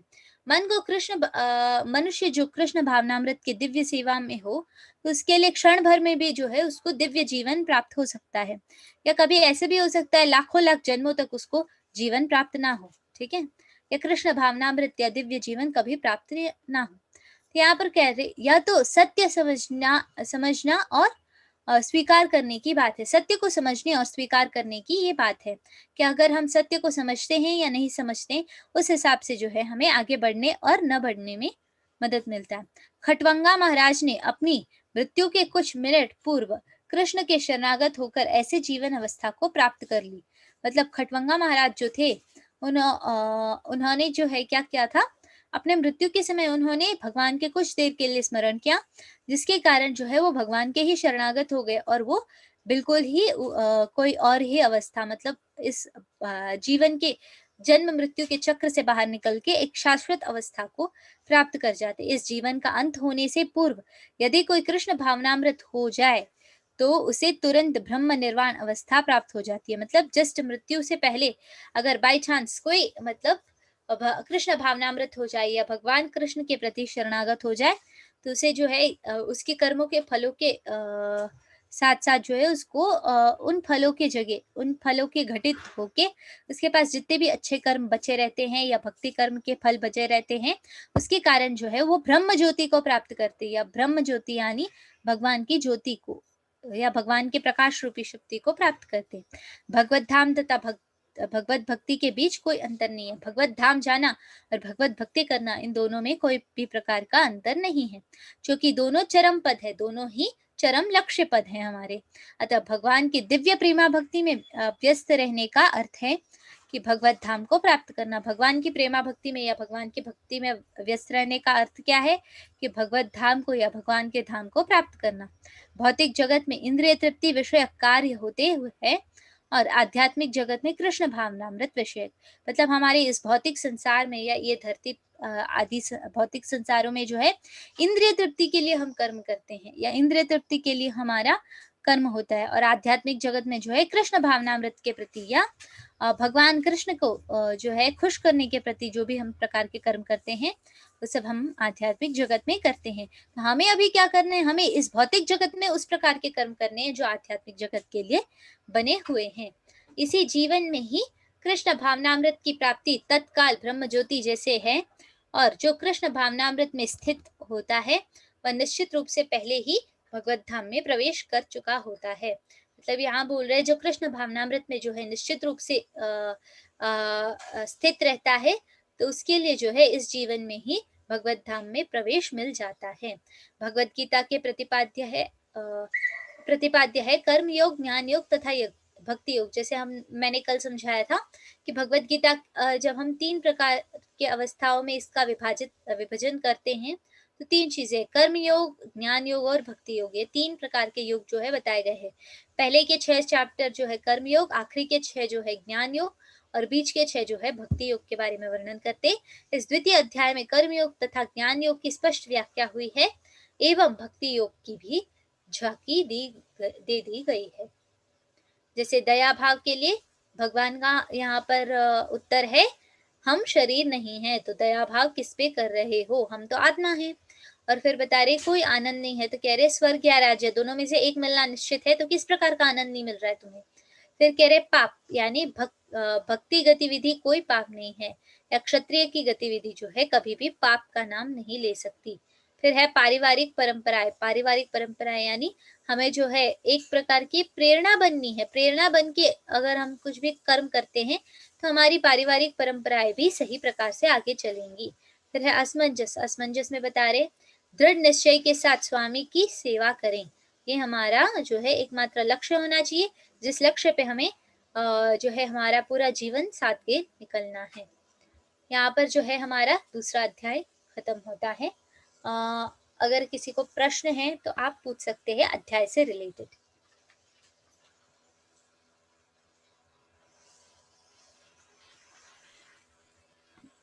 हरे कृष्णा माता जी। हरे कृष्णा माता जी, प्रश्न ले सकते हैं आप जी। हरे कृष्णा एवरीवन। अगर आपको जो प्रश्न हो तो आप हैंड रेस कर सकते हो, तो हम आपके प्रश्न लेंगे। जी ओके, एक प्रश्न आया है माता जी। हम ले लीजिए। हरे कृष्णा। दिलीप प्रभु जी आपको आप अनम्यूट कर सकते हैं, प्रश्न पूछ सकते हैं। महोदय जी नमो नमः। हरे कृष्णा, बताइए। एक मिनट। आपने कहा था कि कोई कर्म योग करते हैं तो कर्म से क्या नाम है, हमें कोई कर्म करते हैं तो वो कर्म करने की बार बार इच्छा प्रकट होती है जिससे आसक्ति प्रकट होती है। हर प्रकार के कर्म नहीं प्रभु, इंद्रिय तृप्ति के प्रति जो भी कर्म करते हैं उसकी बात है। जैसे हम हमारे इंद्रियों को खुश करने के लिए हम कोई भी प्रकार का कर्म करते हैं या हम हमारे इंद्रियों को खुश करते हैं उन कर्म को करके, तो उससे आसक्ति प्रकट होती है, हर कर्म से नहीं। अगर आप भगवान के लिए कर्म करते हैं तो उससे आपको आसक्ति नहीं बल्कि आपको प्रगति मिलेगी। महोदय एक प्रश्न और है मेरा। कुछ आपने जैसे ये कहा कि शरीर किसी के मरने पर शोक नहीं करना चाहिए क्योंकि वो आज जब मर जाते हैं तो वही एक दूसरे कपड़े की भांति दूसरा शरीर ज्वाइन कर लेती है। तो मैं महोदय ये जानना चाहता हूँ कि जो माता हमें पिता जो हमें बचपन से पालते हैं, इतना बड़ा करते हैं, हमारा सुख दुख वही उठाते हैं, तो क्या उनके प्रति भावना देना क्या गलत है, भावना जागना? भावना देना गलत नहीं है प्रभु, मैं वही बता रही हूँ। यहाँ पर जो है किसी की मृत्यु में शोक करना, भावना देना, वो गलत नहीं कहा जा रहा है। यहाँ पर कह रहे हैं आप इतने भी उसके अंदर डूबे नहीं, बट आप ये सोच सकते हैं कि जब उनकी मृत्यु हो रही है, वो इतने तकलीफ के बाद जो है उनको एक और नया शरीर मिल रहा है, जहाँ पर वो इस तकलीफ से मुक्त होकर आगे जा रहे हैं। या हो सकता है अगर वो बड़े भक्त है तो उन्हें भगवान की प्राप्ति हो सकती है। तो इस प्रकार का अगर हम सोच रखते हैं, उन्हें जो है इस भौतिक जीवन के कलमश से बाहर निकलने का मौका मिल रहा है, ये सोच के हमें जो है हमारे जो शोक है या हमारी जो भावना है, इसे हमें समझाने की जरूरत है। ये यहाँ पर बताया गया है। ये नहीं बता रहे हैं कि हमें जो है उनके लिए शोक नहीं करना चाहिए या उनके लिए हमारे भावनाओं को प्रकट नहीं करना चाहिए। हरे कृष्णा। हरे कृष्ण। मनोज कुमार जी अपना क्वेश्चन पूछ सकते हैं। हरे कृष्णा। मनोज कुमार प्रधान जी अपना क्वेश्चन पूछ सकते हैं। हरे हाँ। कृष्णा। नेक्स्ट। हरे कृष्णा माता जी। जी बताइए। हरे कृष्णा। माता जी, मेरा एक क्वेश्चन था कि जो हमारा इंद्रिय होता है ना, तो उसको हम कैसे अपना कंट्रोल में कर सकते हैं, उसी के बारे में। इसके बारे में आपको आगे के अध्याय में भी आएगा प्रभु। इंद्रियों किस प्रकार से, इंद्रियों किस बारे में, अगर जो भी इंद्रिय आपको मांग रहे हैं, अगर आप वो देने के लिए तैयार हो जाएं, तो हाँ, इंद्रियों को कभी आप नियंत्रण में नहीं कर सकते। सबसे पहले इंद्रियों को नियंत्रण में करने के लिए हमें जो है हमारे मन को नियंत्रण में करने की जरूरत है। ठीक है, आपको जब भी आसक्ति हो, जैसे कि गाना सुनना बहुत लोगों का बहुत बड़ा पैशन होता है, मतलब 24/7 गाना सुनना। ठीक है, सुनिए, किस प्रकार के गाने सुनिए, भगवान के प्रति जो गाने भगवान के बारे में कहे जा रहे हैं या भगवान के गुणगान गाए जा रहे हैं, उस प्रकार के गाने सुनेंगे तो आपके इंद्रिय जो है उसके लिए ये सही है। आप इंद्रियों के आसक्ति के रूप में नहीं, बल्कि आप इंद्रियों के हित के लिए सोच रहे हैं।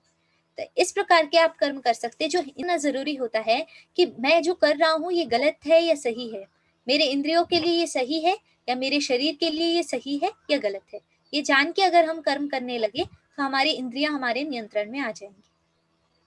ठीक है माता जी। हरे कृष्ण माता जी। हरे कृष्णा। प्रवीण दिंडोरकर प्रभु जी अपना सवाल पूछ सकते हैं।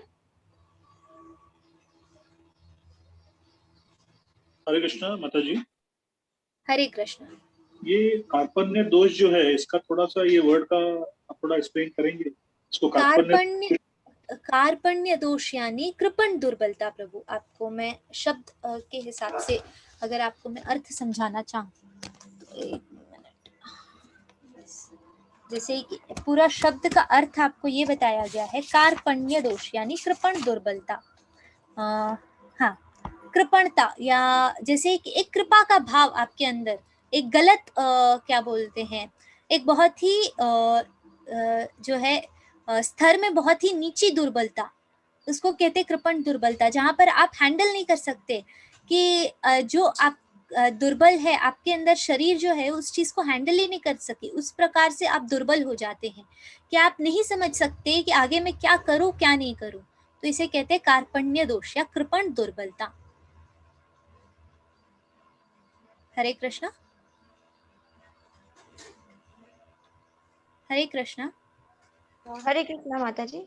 हाँ माता जी, एक सवाल चैट बॉक्स में ले क्या? हाँ, ले लीजिए। जब हमारा कोई अपना हमें छोड़ के चला जाता है, पर पूरी कोशिश करने के बाद भी वो हमें याद आते हैं और भूलना बड़ा मुश्किल हो जाता है, तो क्या करें? वही तो मैं बता रही हूँ, आपको ये समझने की जरूरत है। सबसे पहले भूलने की आपको जरूरत नहीं है, आपके जीवन के वो भी एक भाग थे, तो आपको ये भूलने की जरूरत नहीं है। बट आपको ये समझने की जरूरत है कि ये आप अपने आप को आप धैर्य दे सकते हैं कि नहीं, मेरे जीवन में जो भी है, जो भी हमारे जिन्होंने भी हमारा जीवन छोड़ा है, तो ये एक प्रकृति का नियम है, और वो जहाँ पर भी है वो एक बेहतर शरीर में होंगे, या वो इस शरीर के दुखों से इस जीवन में जो उनके दुख थे वो सोचेंगे, तो आप खुद ब खुद जो है उस चीज से बाहर निकलने की पूरी कोशिश कर पाएंगे। हरे कृष्णा। हरे कृष्णा। रितेश कुमार प्रभु जी अपना सवाल पूछ सकते हैं। माता जी, उनका ऑडियो कनेक्ट नहीं है तो मैं उनको अनम्यूट नहीं कर पाऊंगी। नो प्रॉब्लम माता जी, आप नेक्स्ट ले लीजिए। हरे कृष्णा। प्रतीक आमले प्रभु जी अपना सवाल पूछ सकते हैं। हरे कृष्ण। हरे कृष्ण प्रभु। जी, कंपैशन या दया भाव रहना चाहिए, नहीं रहना चाहिए? नहीं रहना चाहिए।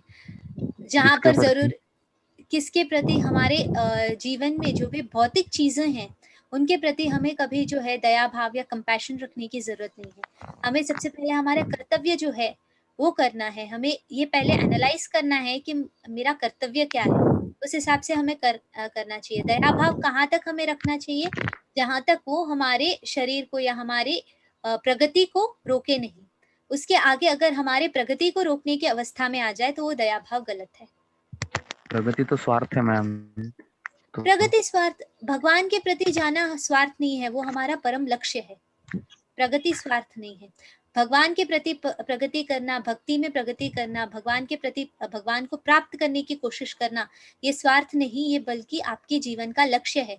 फिर आप जीवन में आए ही क्यों है? ये जीवन आपको मिला ही क्यों है? ये जीवन आपको इसीलिए मिला है ताकि आप इस जीवन से मुक्त होकर भगवान को प्राप्त कर सके, आप भगवान की भक्ति कर सके। तो प्रगति स्वार्थ नहीं, बल्कि प्रगति जो है हमारा परम लक्ष्य है भगवान के प्रति प्राप्त करने के लिए। Thank you. हरे कृष्ण। हरे कृष्ण। नितेश कुमार प्रभु जी अपना सवाल पूछ सकते हैं। हरे कृष्ण प्रभु जी। हेलो। हरे कृष्ण, बताइए। हरे कृष्ण। मंदिर में पूजा क्यों किया जाता है? आपकी आवाज साफ नहीं आ रही है प्रभु। मंदिर में पूजा क्यों किया जाता है? मंदिर में पूजा क्यों किया जाता है? देखिए, एक तो ये कि ये अध्याय से रिलेटेड नहीं है, फिर भी मैं आपको कहना चाहूंगी कि भगवान के प्रति भक्ति करने का एक मार्ग है पूजा करना, तो वो मंदिर में भी किया जाता है। लब्धा भक्ति के बारे में आप सीखेंगे। भगवान तो हमारे दिल में है, तो फिर पूजा वो क्यों किया? परमात्मा रूप में है, परमात्मा रूप में है। वही तो आज मैंने आपको बताया, 3 प्रकार के रूप हैं भगवान के। एक तो है भगवान की शक्ति जो है ब्रह्म ज्योति, भगवान का अंश जो हमारे अंदर है वो परमात्मा, और भगवान परमेश्वर वो जो है हमारे हृदय में नहीं रहते, वो भगवान के अंश रूप में परमात्मा रहते हैं, ना कि भगवान खुद रहते हैं। तो इसके इन दोनों के बीच फर्क जानना आपके लिए जरूरी है। आप एक बार अध्याय को पढ़िए, आप समझ सकेंगे इस चीज को। हरे कृष्ण। एक सवाल है, ले लीजिए। बिना फल की इच्छा रखे बिना कर्म कैसे? आप अपने कर्म फलों का त्याग कर सकते हैं, कर्म फल की इच्छा के बिना। जैसे कि आप जो भी कर्म करते हैं उसकी फल की इच्छा करना जरूरी नहीं है।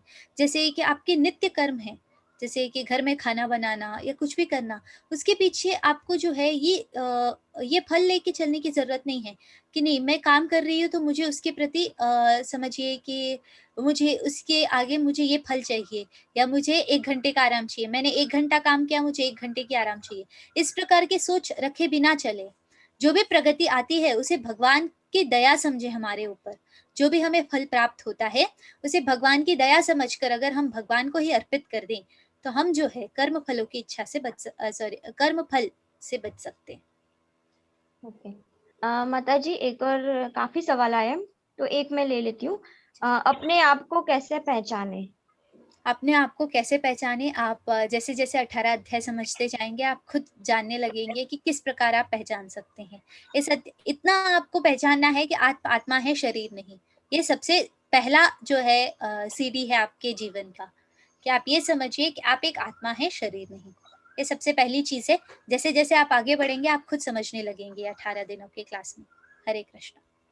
माता जी, अब कुछ हैंड रेज ले लेते हैं। अनिल कुमार बत्रा प्रभु जी, अपने आप को अनम्यूट कर सकते हैं। हरे कृष्णा माता जी। हरे कृष्णा प्रभु जी। माता जी, मैं ये जानना चाह रहा था, जैसे कृष्ण जी ने इको हो रही है आवाज में। एक मिनट, रुचा माता जी, आई थिंक आपके साइड से है। ओके माता जी, मैं ऑफ कर। हाँ ओके, हाँ यस यस, बताइए। कैसे अर्जुन को बोला कि अगर आप युद्ध में जीत जाओगे तो आपको राज्य प्राप्त होगा, अगर आप नहीं भी जीत पाओगे तो आपको स्वर्ग प्राप्त होगा। तो इन दोनों जगह में, स्वर्ग में भी और या राज्य में भी, तो क्या इंद्रिय तृप्ति के लिए आदमी भोग नहीं करता? ऑफ कोर्स, जैसे स्वर्ग है वो आपको अपने अच्छे कर्म या आपने अपने इंद्रिय तृप्ति के लिए कुछ कर्म किए होंगे, दान पुण्य आदि, उसके फलों के हिसाब से ही आपको स्वर्ग प्राप्त हो रहा है। वो वहां पर जो बताने का अर्थ ये है कि आप इंद्रिय तृप्ति के लिए कर्म ना करें। वहां पर जो है अर्जुन बिल्कुल असमंजस में है कि उसको करना क्या है, उसको कुछ नहीं मिलने वाला आदि वो सोच रहा है। तो उसे जो है भौतिक लालसा देने के लिए भगवान ये चीज कह रहे हैं कि अगर जीतोगे तो तुम जो है इस धरती पर राज करोगे, अगर हारोगे तो भी तुम स्वर्ग पहुंचोगे। तो तुम्हें सुख कहाँ नहीं है, भगवान जैसे कह रहे हैं ना, किसी भी प्रकार का आनंद नहीं है, मुझे किसी भी प्रकार की खुशी नहीं मिलने वाली है। तो इसलिए भगवान कह रहे हैं अगर जीतोगे तो तुम्हें एक राज्य मिलेगा इतना बड़ा जहां पर तुम राज करोगे। अगर तुम नहीं जीतोगे, अगर तुम हारोगे और मृत्यु प्राप्त करोगे इस युद्ध में, तो तुम्हें स्वर्ग मिलेगा। स्वर्ग में भी तो सुख ही सुख है ना, कहाँ पर आपको दुख है। तो ये बताने की कोशिश है भगवान की कि मतलब भगवान उसे एक भौतिक लालसा दे रहे हैं ताकि वो युद्ध करने के लिए या भगवान जो कह रहे हैं उसके बारे में सुनने के लिए तो एटलीस्ट तैयार हो जाए। क्योंकि तब तक तो वो बिल्कुल ही कोई चीज एक्सेप्ट नहीं कर रहे थे। तब वो एक्सेप्ट कराने की कोशिश के लिए पहले तो भौतिक लालसा दे रहे, उसके बाद जो है आध्यात्मिक ज्ञान के बारे में बताएंगे आगे के अध्याय में। हरे कृष्णा। हरे कृष्ण। धन्यवाद। हरे कृष्णा। एस पाइक जी अपने आप को अनम्यूट कर सकते हैं। हेलो, हरे कृष्ण माता जी। हरे कृष्ण। आपने 3 योगों के बारे में बताया, भक्ति योग, कर्म योग और एक क्या था मैं भूल गया। हाँ, ध्यान योग। तो ये 3 योग एक साथ करना जरूरी है और एक मतलब कोई एक के द्वारा हम मुक्ति पा सकते हैं? नहीं, एक है भक्ति योग सबसे श्रेष्ठ, बट आप सिर्फ भक्ति योग करना अभी के प्रेजेंट कलयुग में वो भी तकलीफ देने वाला है। तो आपको अपना कर्म भी करना है, आपको अपना ज्ञान भी प्राप्त करना है और उसके बाद आपको आगे बढ़ना है। और ये तीनों चीजें इंटरडिपेंडेंट है। आप भक्ति पूरी तरह से तब कर पाएंगे जब आप जो है सही प्रकार से कर्म करेंगे या भगवान के प्रति भक्ति कर्म करेंगे और भगवान के बारे में ज्ञान समझेंगे, तब जाके आपको जो है भक्ति करके आगे बढ़ पाएंगे। भक्ति सबसे उच्च और श्रेष्ठ योग है इन तीनों में से। जी, हरे कृष्ण। माता जी चैट बॉक्स में से सवाल ले लेते हैं। जी। यदि काम मोह आसक्ति बुरा है तो भगवान जी ने ये बनाया ही क्यों, ऐसा अंजलि माता जी ने पूछा है।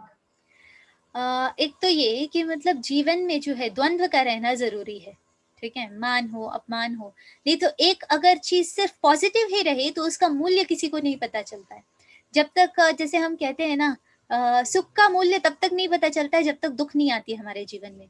या जैसे हमें समर में कहते हैं अरे कितनी गर्मी है कितनी गर्मी है, तब तक हमें उस समर के गर्मी की जो है मूल्य नहीं पता चलती है जब तक हम ठंडी में बर्फ में जो है वहाँ पूरी तरह मतलब क्या बोलते हैं फ्रीज नहीं हो रहे हो ठंडी में। और गर्मी में हमें उस ठंडी की तब तक मूल्य नहीं पता चलती है जब तक हम मतलब गर्मी में जल रहे हैं। तो ये द्वंद्व का रहना जरूरी है। काम क्रोध लोभ इस चीज की भी जरूरत है, बट कहाँ तक, एक हद तक, ना कि अनियत जो है वो गलत है। आसक्ति काम यहाँ पर ये इस प्रकार के लस्ट की बात हो रही है। वही आप इच्छा करें भगवान के प्रति आगे बढ़ने की इच्छा करें, ये गलत नहीं है, ये बताने की कोशिश है। ये द्वंद्व का रहना जो है जीवन में जरूरी है। हर एक चीज का जो है जैसे कहते हैं ना, any force should require a counter force to stop it. तो किसी भी चीज को रोकने के लिए एक ऑपोजिट चीज की जरूरत है ही है इस जीवन में। जी माता जी। फिर आशा नेगी माता जी, वो तो हो गया। सोनम माता जी पूछ रही है, Hare Krishna, I missed yesterday session, please can I get. माता जी हम आपको शेयर कर देंगे, आप एक बार व्हाट्सएप में किसी भी एडमिन को मैसेज कर लीजिए। आशा नेगी माता जी का क्वेश्चन है, माता जी बिना फल की इच्छा रखे कर्म कैसे किया जाए? मैंने बता दिया ना माता जी, इसका आंसर हो गया। ये रिपीट क्वेश्चन है वापस। ललित शर्मा प्रभु जी का सवाल है, क्या मेरा कोई परिजन जिसकी मृत्यु हो चुकी है वो किसी और मनुष्य योनि में जा चुका है या फिर अभी वो वैकुंठ धाम में ही होगा? वो उनके कर्मों के हिसाब से, वो मनुष्य योनि मिली है कीड़े मकोड़े की मिली है वो भी हम नहीं जानते। उनके कर्म जैसे होंगे उस प्रकार, जैसे कि 84 लाख योनि है टोटल, उन योनियों में से कोई भी मिली हो सकती है उन्हें, और वो उनके कर्म फलों पर निर्धारित है। हम ये नहीं समझने के सक्षम नहीं है कि उन्हें कौन सी योनि मिली है। हम जस्ट अपने आप को आसक्त कर सकते हैं कि नहीं, वो बेहतर शरीर में होंगे। ओके, ताज जी का क्वेश्चन है, माता जी अगर हमारे मन में ऐसा बार बार आता होगा कि ये चीज होगी ही एक सेकेंड, आता होगा कि ये चीज होगी ही सामने जाके हमारी लाइफ में, तो क्या ऐसा हो सकता है, या हमें वो इसलिए लग रहा है क्योंकि आप इस बारे में एक हद तक सोच रहे और आपके दिमाग में बस इसीलिए आ रहा है, इसलिए मतलब वो ऐसा बोल रहे कि हमारे बार बार ऐसे सोचते हैं किसी चीज के बारे में तो वो सामने जाकर के होगी, या तो फिर हम ऐसा बार बार सोच रहे हैं किसी एक हद तक, तो इसके लिए आपके दिमाग में बस ये चीज आ रही है, तो मतलब वो कंफ्यूज है। दोनों ही हो सकता है, दोनों ही हो सकता है। हो सकता है कि मतलब आप अगर किसी लक्ष्य को साध के चल रहे हो, अगर आप उसके लिए कर्म भी करो तो आप उसे प्राप्त करने में सक्षम रहेंगे, या आप उसे प्राप्त कर भी सकेंगे। अगर आप मतलब सिर्फ उसे सोच ही रहे हो कि नहीं मैं ये करूंगा ये करूंगा ये करूंगा, बट नहीं हो रहा है, या कभी हो सकता है कभी हो ही ना, क्योंकि आप उसके लिए प्रयत्न नहीं कर रहे हो। और ये जो आप जैसे कह रहे हैं कि मुझे बार बार ये सोच आ रही है, हो सकता है कि आपकी आसक्ति उस चीज की तरफ हो। तो कई सारे पॉसिबिलिटीज है, एक पॉसिबिलिटी पे हम डिफाइन नहीं कर पाएंगे इसको। एक सफलतापूर्वक एक निश्चित रूप से हम ये नहीं कह पाएंगे ये क्यों हो रहा है, इसके कई सारे रीजंस हो सकते हैं जी। श्याम चंदन प्रभु जी का सवाल है, जब हम एक ग्लास मिल्क शिव मंदिर में देने जा रहे हैं, तब कोई गरीब कुछ खाना मांग रहा है, तब हम वो मिल्क का ग्लास उसको देंगे या फिर मंदिर में देना ठीक रहेगा? हरे कृष्णा माता जी। इसका अर्थ इतना ही नहीं है प्रभु कि आपके पास सिर्फ मतलब दूध ही है, आपके पास कुछ और है ही नहीं उस गरीब को देने के लिए। हो सकता है आपके पास और कुछ हो तो आप दे सकते हैं और आप अपना दूध जो है भगवान को चढ़ा सकते हैं। या अगर आपके पास कुछ है नहीं, या आपके अंदर क्या लग रहा है, आपके अंदर किस प्रकार का भाव है, इस हिसाब से डिफाइन होता है कि एक गरीब को मदद करना वो एक अच्छा ही है, और आप वापस आके भी उसको प्रसाद दे के भी उसको मदद कर सकते हैं। कई सारे पॉसिबिलिटीज है, ये एक स्पेसिफिक प्रकार के चीज डिफाइन करना पॉसिबल नहीं है।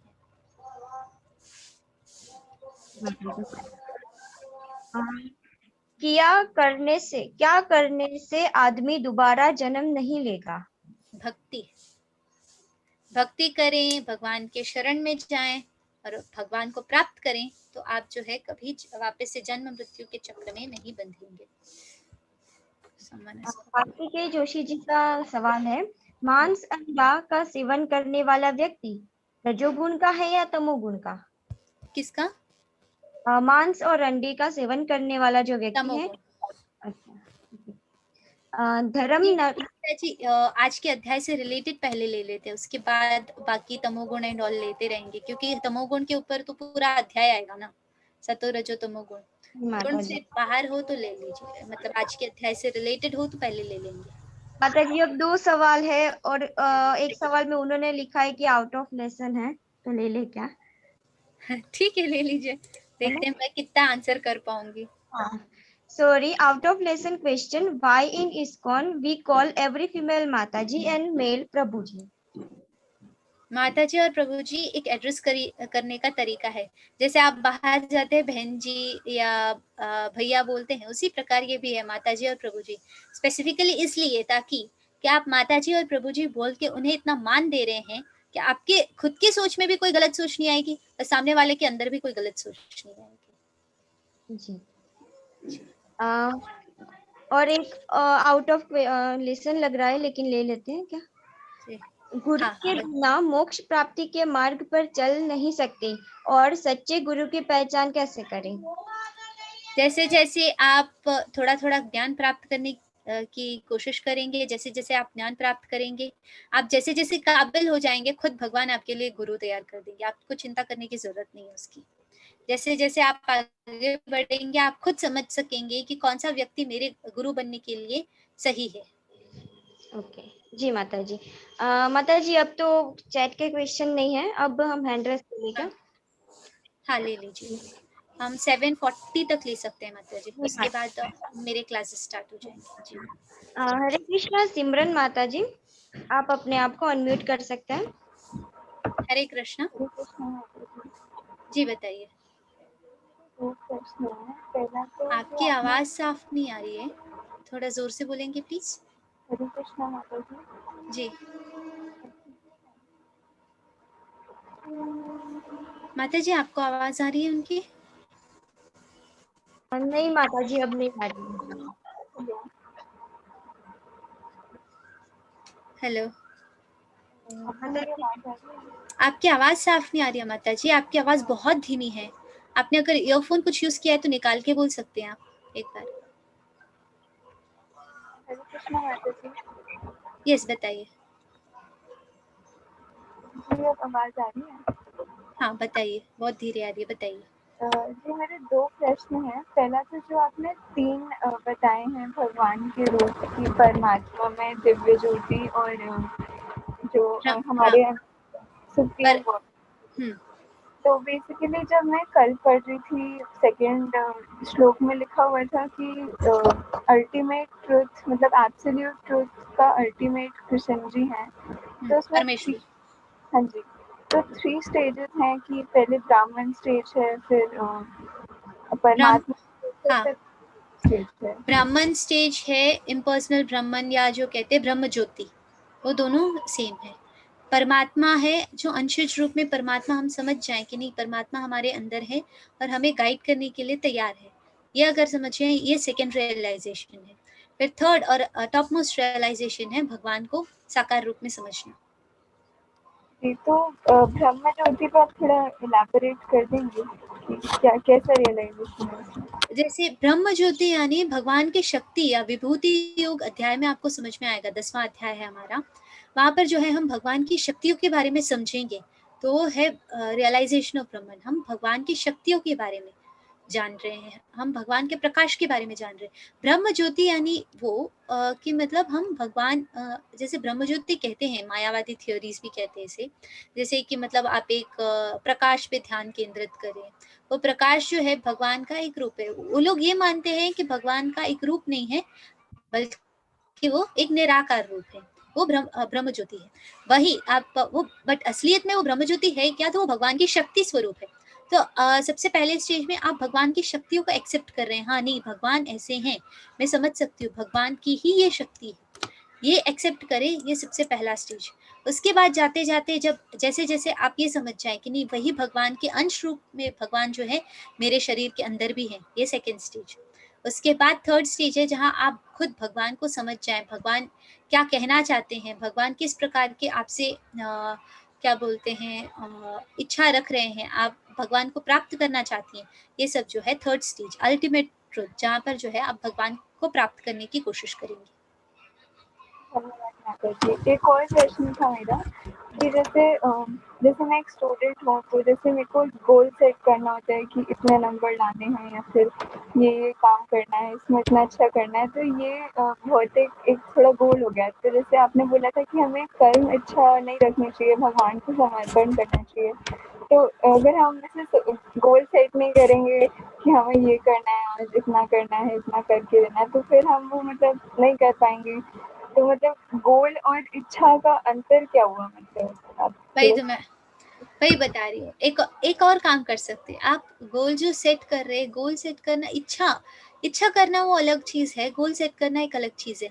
आप ये सेट करके चल रहे हैं कि मुझे 90% स्कोर करना है, इसलिए मैं पढ़ रही हूँ, बट इंस्टेड ऑफ सेइंग कि मुझे 90% स्कोर करना है, आप ये सोच सकते हैं कि मैं अच्छा स्कोर करूँ और मैं मतलब सबसे ज्यादा ज्ञान प्राप्त करूँ, इसलिए मैं पढ़ूँ। अगर ये सोच आप रखते हैं तो मतलब आप वो इच्छा नहीं कर रहे हैं, आप मतलब एक अनियत काम नहीं रख रहे, वो लस्ट नहीं है आपके अंदर। इच्छा और लस्ट में फर्क है। और दूसरी चीज ये आप कर सकते हैं कि आपको जो भी प्राप्त मिल रहा है, हो रहा है, तो आप उसके एकमात्र कारण जो है भगवान को मान सकते हैं कि नहीं भगवान ने मेरे पे दया करके ये दी है।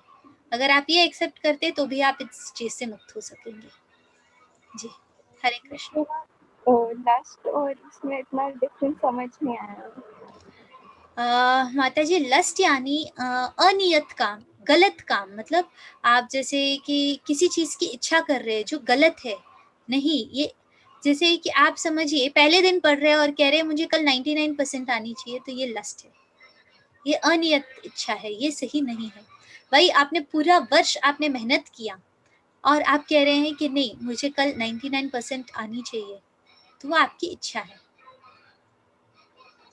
तो इच्छा नहीं करनी चाहिए, बस मतलब इच्छा तब आप इच्छा कर सकते हैं, बट कब तक? आप तब तक जब आप मतलब उसके बाद आपको जो प्राप्त होता है उसे भगवान को समर्पित करें, हर इच्छा के कारण भी भगवान को माने। तो इच्छा करने की जरूरत ही नहीं है माता जी। आप जैसे जैसे भक्ति करेंगे, जैसे जैसे आप भगवान को एक्सेप्ट करेंगे, तो भगवान खुद आपके लिए जो जरूरी है वो करेंगे। आपको किसी प्रकार की इच्छा रखने की जरूरत नहीं है। आप भगवान ये जानते हैं कि आपके शरीर के अंदर क्या इच्छा है, भगवान खुद आपको देंगे। जी, हरे कृष्ण, हरे कृष्ण। हरे कृष्ण। माता जी, चैट बॉक्स में एक सवाल है कि क्या हम भगवान से मिल सकते हैं? आप पहले मोक्ष तो प्राप्त कर लीजिए, आप भगवत धाम जाएंगे, जरूर भगवान से मिल पाएंगे। बट अभी एज अ प्रेजेंट नहीं, मुझे कलयुग में धरती पर भगवान से मिलना है, नॉट पॉसिबल। मंदिर में जाके मिल सकते, ये एक एड्रेस दूंगी मैं आपको। जी, हरे कृष्णा। इंदिरा देवी माता जी, मैं आपको अनम्यूट नहीं कर पाऊंगी क्योंकि आपका ऑडियो कनेक्ट नहीं है। वो सुन ही नहीं सकती है, नेक्स्ट में चली जाइए। जी, हरे कृष्णा। मोहित प्रभु जी, अपने आप को अनम्यूट कर सकते हैं। हरे कृष्णा, कृपया प्लीज नए हाथ ना खड़ा करें, हमारे पास पहले से 10 मिनट का वक्त है। जी मोहित। हरे कृष्णा माता हरे जी। कृष्णा, हरे कृष्णा। मेरी आवाज आ रही है? जी आ रही है, बताइए। मेरा एक सिंपल सा प्रश्न है कि आपने कहा एक भक्ति भी एक कर्म है, तो वो तो स्वाभाविक है, वो कर्म से आपको अच्छे फल मिलेंगे, और लेकिन जो बाकी के कर्म हैं उसकी पहचान कैसे की जाए कि वो कर्म आपको सदमार्ग पे ले जाएंगे या फिर वो आपको बुरे मार्ग पे ले जाएंगे? वो आपके मन को नियंत्रण में करेंगे तो आपकी बुद्धि खुद डिसाइड करेगी प्रभु कि आपको कौन से मार्ग पे वो कर्म ले जाएगा। आपकी बुद्धि डिसाइडिंग फैक्टर है। उसको आपको एक्सेप्ट करने के लिए जो है ये समझने की जरूरत है कि मेरा शरीर जो है वो जो कह रहा है, मैं जो भी कर्म कर रहा हूँ वो मुझे कौन से मार्ग पे ले जाएगा, ये समझने के लिए जो है आपके मन को नियंत्रण में होना जरूरी है। जी। और दूसरा मेरा एक प्रश्न है, एक आपका एक मंत्र है इसमें, एकम शास्त्रम देवकी पुत्र गीतम वाला, उसमें ये कहा गया है कि अगर आप सिर्फ भगवान को मानना चाहते हो तो सिर्फ अगर आप मुझे ही मान सकते हो सब कुछ, अगर मैं करेक्ट हूँ तो इसका मतलब ये है कि बाकी जो हमारे भगवान हैं और बाकी हमारी जो आस्था है वो नकार दी जाए, या फिर इसके बाद ये आई थिंक वही बताया जा रहा है।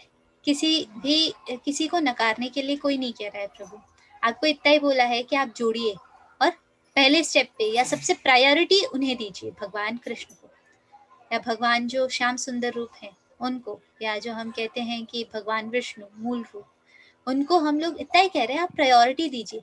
आप जैसे जैसे गीता समझेंगे तो वैसे वैसे आपको भी समझ में आएगा जो बाकी देवता हैं, बाकी जैसे शिव जी हैं, महादेव हैं, एवरीवन, गणेश, जो भी आप जो भी उनसे मांग रहे हैं इनडायरेक्टली वो आपको भगवान से ही प्राप्त होने वाला है। भगवान उन्हें दे रहे हैं, वो आपको देंगे। इससे अच्छा यहाँ भगवान क्या कह रहे हैं, आप सीधे मेरे से ही मांग लीजिए ना, उनको तकलीफ देने की क्या जरूरत है। बट इसका अर्थ ये नहीं है कि आप उनकी पूजा ना करें या आप उनको जो है मानी नहीं या आप उनको नकार दें, नहीं।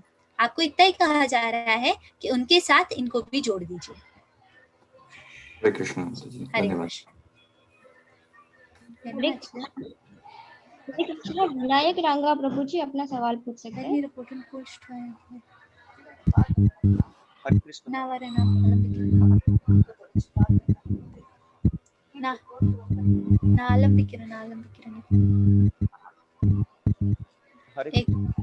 आपकी आवाज साफ नहीं आ रही है प्रभु, आपके माइक में कुछ इश्यू है, प्लीज थोड़ा चेक करेंगे।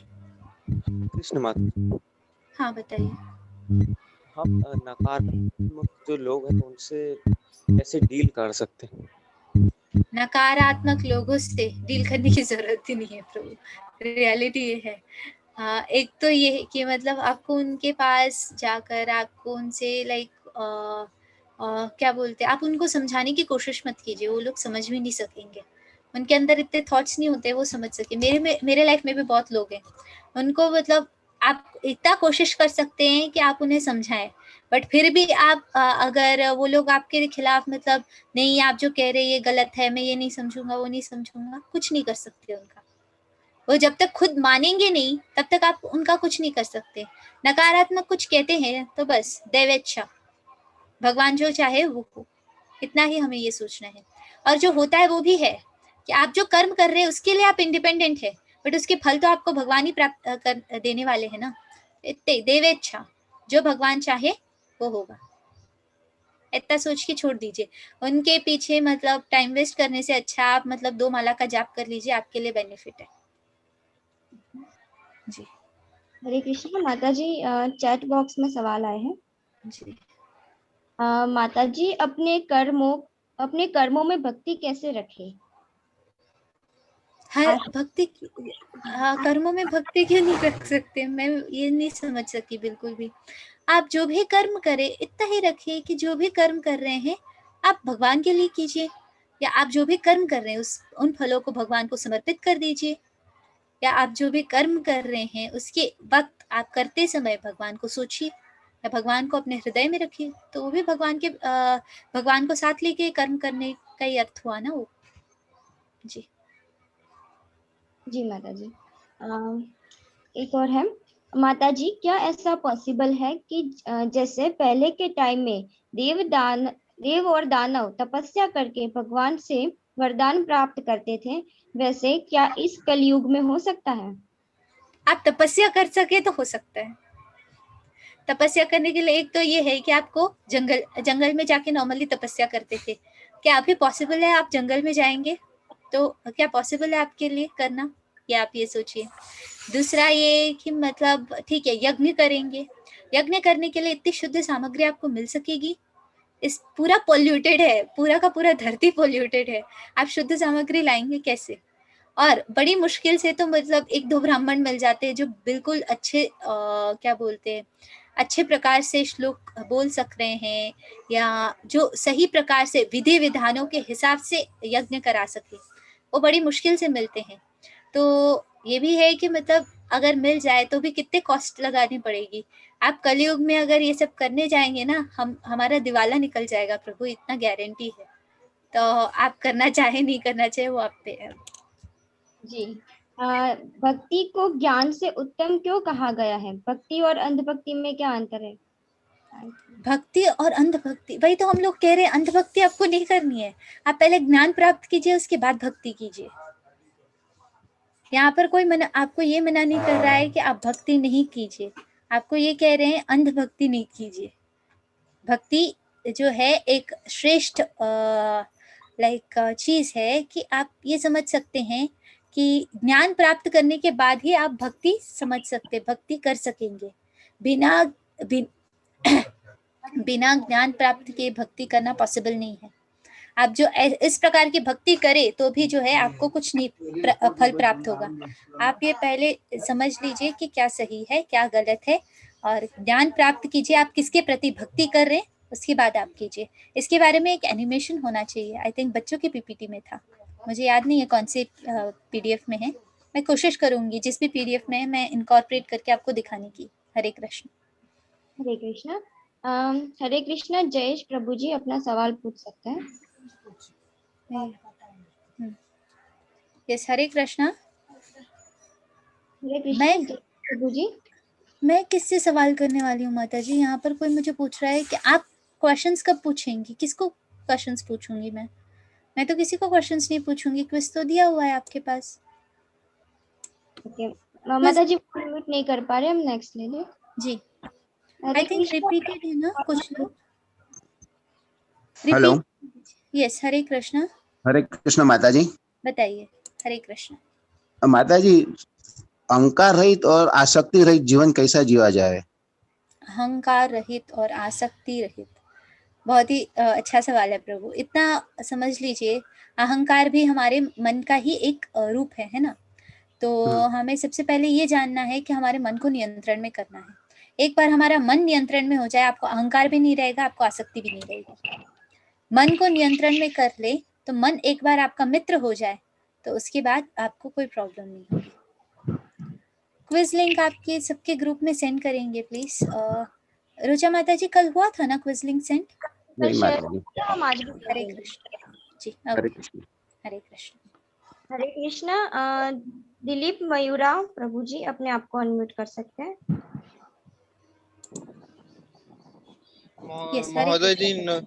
महोदय जी जी बताइए। जैसे एक चोर का कर्म चोरी करना ही होता है, जैसे हमने एक बात सुनी है कि दुर्योधन मरने के बाद भी स्वर्ग गया था और रावण मरने के बाद भी स्वर्ग गया था। हाँ, तो क्या चोर का कर्म चोरी करना है और वो जीवन भर चोरी कर रहा है, क्या उसे स्वर्ग ही प्राप्त होगा? नहीं, देखिए दुर्योधन स्वर्ग इसलिए गया था क्योंकि जो युद्ध हुआ था वो कुरुक्षेत्र में हुआ था, एक तीर्थ स्थल में। तीर्थ स्थल में जिसकी भी मृत्यु होती है तो उसको स्वर्ग निश्चित प्राप्त होता है, वो एक रीजन है। इसीलिए दुर्योधन गया था, इसलिए नहीं क्योंकि वो चोरी किया। बट उसके बाद समझिए, एक बार वो स्वर्ग में गया, उसके बाद उसके जो अगर समझिए उसके पास जो अच्छे फलों का घटा है थोड़ा बहुत, वो खत्म हो गया, फिर वापस वो जन्म मृत्यु के चक्र में आके फंसने ही वाला है। स्वर्ग चले गए इसका अर्थ ये नहीं है कि आपका वापस जन्म नहीं होगा। जन्म आपको जन्म मृत्यु के चक्र से बाहर निकलना है तो आपको भगवान को प्राप्त करना जरूरी है। आप वैकुंठ लोक या सनातन धाम को प्राप्त करेंगे तभी तो।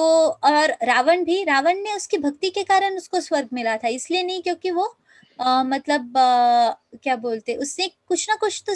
और अगर हाँ, बहुत सारी चीजें हैं जो रावण के बारे में हम लोग ज्यादा बाहर जानते नहीं है जी। महोदय जी जी, मैंने रावण संहिता पढ़ी है, लेकिन उसके मैंने एक बात तो जान ली थी कि उसे इसलिए नहीं मारा गया था कि श्री राम जी ने जन्म लिया क्योंकि वो सीता का हरण करने गया था। उसके कर्म ऐसे पहले बहुत ही गंदे थे, क्योंकि वह एक विश्रुवा महर्षि पुलस्त्य का वो पौत्र था और विश्रुवा का बेटा था जो एक ब्राह्मण परिवार से था। उसने कर्म ऐसे करे कि उसे राक्षस कुल में गिना जाता था और उसे राक्षस ही बना दिया पूरा उनके मामाओं ने, जैसे माल्यवंत हो गए। एक और पूरी स्टोरी है इसके पीछे। आपको ये बताना चाहूंगी कि मतलब जय विजय की स्टोरी आपने सुनी है? शिशुपाल जय विजय। जी, शिशुपाल की पढ़ा है, तो शिशुपाल वध हुआ है जो श्री कृष्ण जी ने किया था, उनके बारे में जानते हैं। आपको ये स्टोरी जानना जरूरी है ये चीज समझने के लिए कि ये जो 3 जन्म है, ये जो जय और विजय थे, ये द्वारका में भगवान के महल के द्वारपाल थे। ठीक है, जब 4 जो सनक कुमार हैं वो लोग जाते हैं भगवान को मिलने, तो वो तो मतलब बाल्य रूप में है, बालावस्था में 4 कुमार हैं, ये दोनों उनका मजाक उड़ाते हैं। तो तब जो है उन्हें श्राप मिलता है कि आपको जो है भगवान के पास रहकर आप इतना अहंकार दिखा रहे हैं तो आपको भगवान से दूर रहना पड़ेगा या भगवान के खिलाफ रहना पड़ेगा। ये उन्हें एक श्राप मिलता है। तो भगवान जब ये जानते हैं तो भगवान उन्हें 2 चॉइसेस देते हैं, या तो 7 जन्म मेरे मित्र होते हुए मेरे से दूर रहिए, या तो 3 जन्म के लिए मेरे शत्रु बन के मेरे पास रहिए। तो ये 3 जो जन्म है शत्रु के, ये 3 जन्म कौन कौन से हैं ये आप जान लीजिए। सबसे 3 जन्मों में एक है हिरण्यकश्यप और हिरण्याक्ष का, दूसरा जन्म है रावण और कुंभकर्ण का, और तीसरा जन्म है शिशुपाल और वक्रदंत का। तो जो यहाँ पर आप जो कह रहे हैं मतलब वध हुआ, उसका एक और रीजन ये है कि भगवान के वध करने पे उसको जो है उस जीवन से मुक्ति मिलके उसको दूसरी जीवन मिली, और स्वर्ग प्राप्त करने के बाद भी उसका शिशुपाल जो है आखिरी जन्म है, शिशुपाल और वक्रदंत का, इन दोनों का। जी धन्यवाद महोदय। प्रश्न तो बहुत सारे हैं लेकिन आपका समय जा रहा है, इस वजह से मैं कल हम लोग आपके साथ और 16 दिन रहेंगे ना, आराम से आप पूछ सकेंगे। हरे कृष्ण। जी धन्यवाद धन्यवाद। हरे कृष्ण। हरे कृष्णा माता जी, 7:40 हो गया है तो अब कल ले। हाँ, आई थिंक ये रिपीटेड हैंड है, अगर चैट में 1-2 है तो हम पूछ सकते हैं। क्विज का लिंक आपको ग्रुप में दे दिया जाएगा, कृपया अभी यहाँ नहीं पूछिएगा। जी, एक सवाल है, युद्ध भूमि में जिसकी भी मृत्यु होती है स्वर्ग की प्राप्ति होती है। बस इतना ही है माता जी। युद्ध भूमि में जिसकी मृत्यु होती है स्वर्ग की प्राप्ति होती है। यस, क्योंकि युद्ध भूमि एक श्रेष्ठ जगह है जहाँ पर धर्म के स्थापना के लिए युद्ध लड़ा जाता है। जी, हरे कृष्ण। हरे और कृष्ण। बाकी के प्रश्न हम कल लेंगे। हाँ जी। जी, हरे कृष्ण।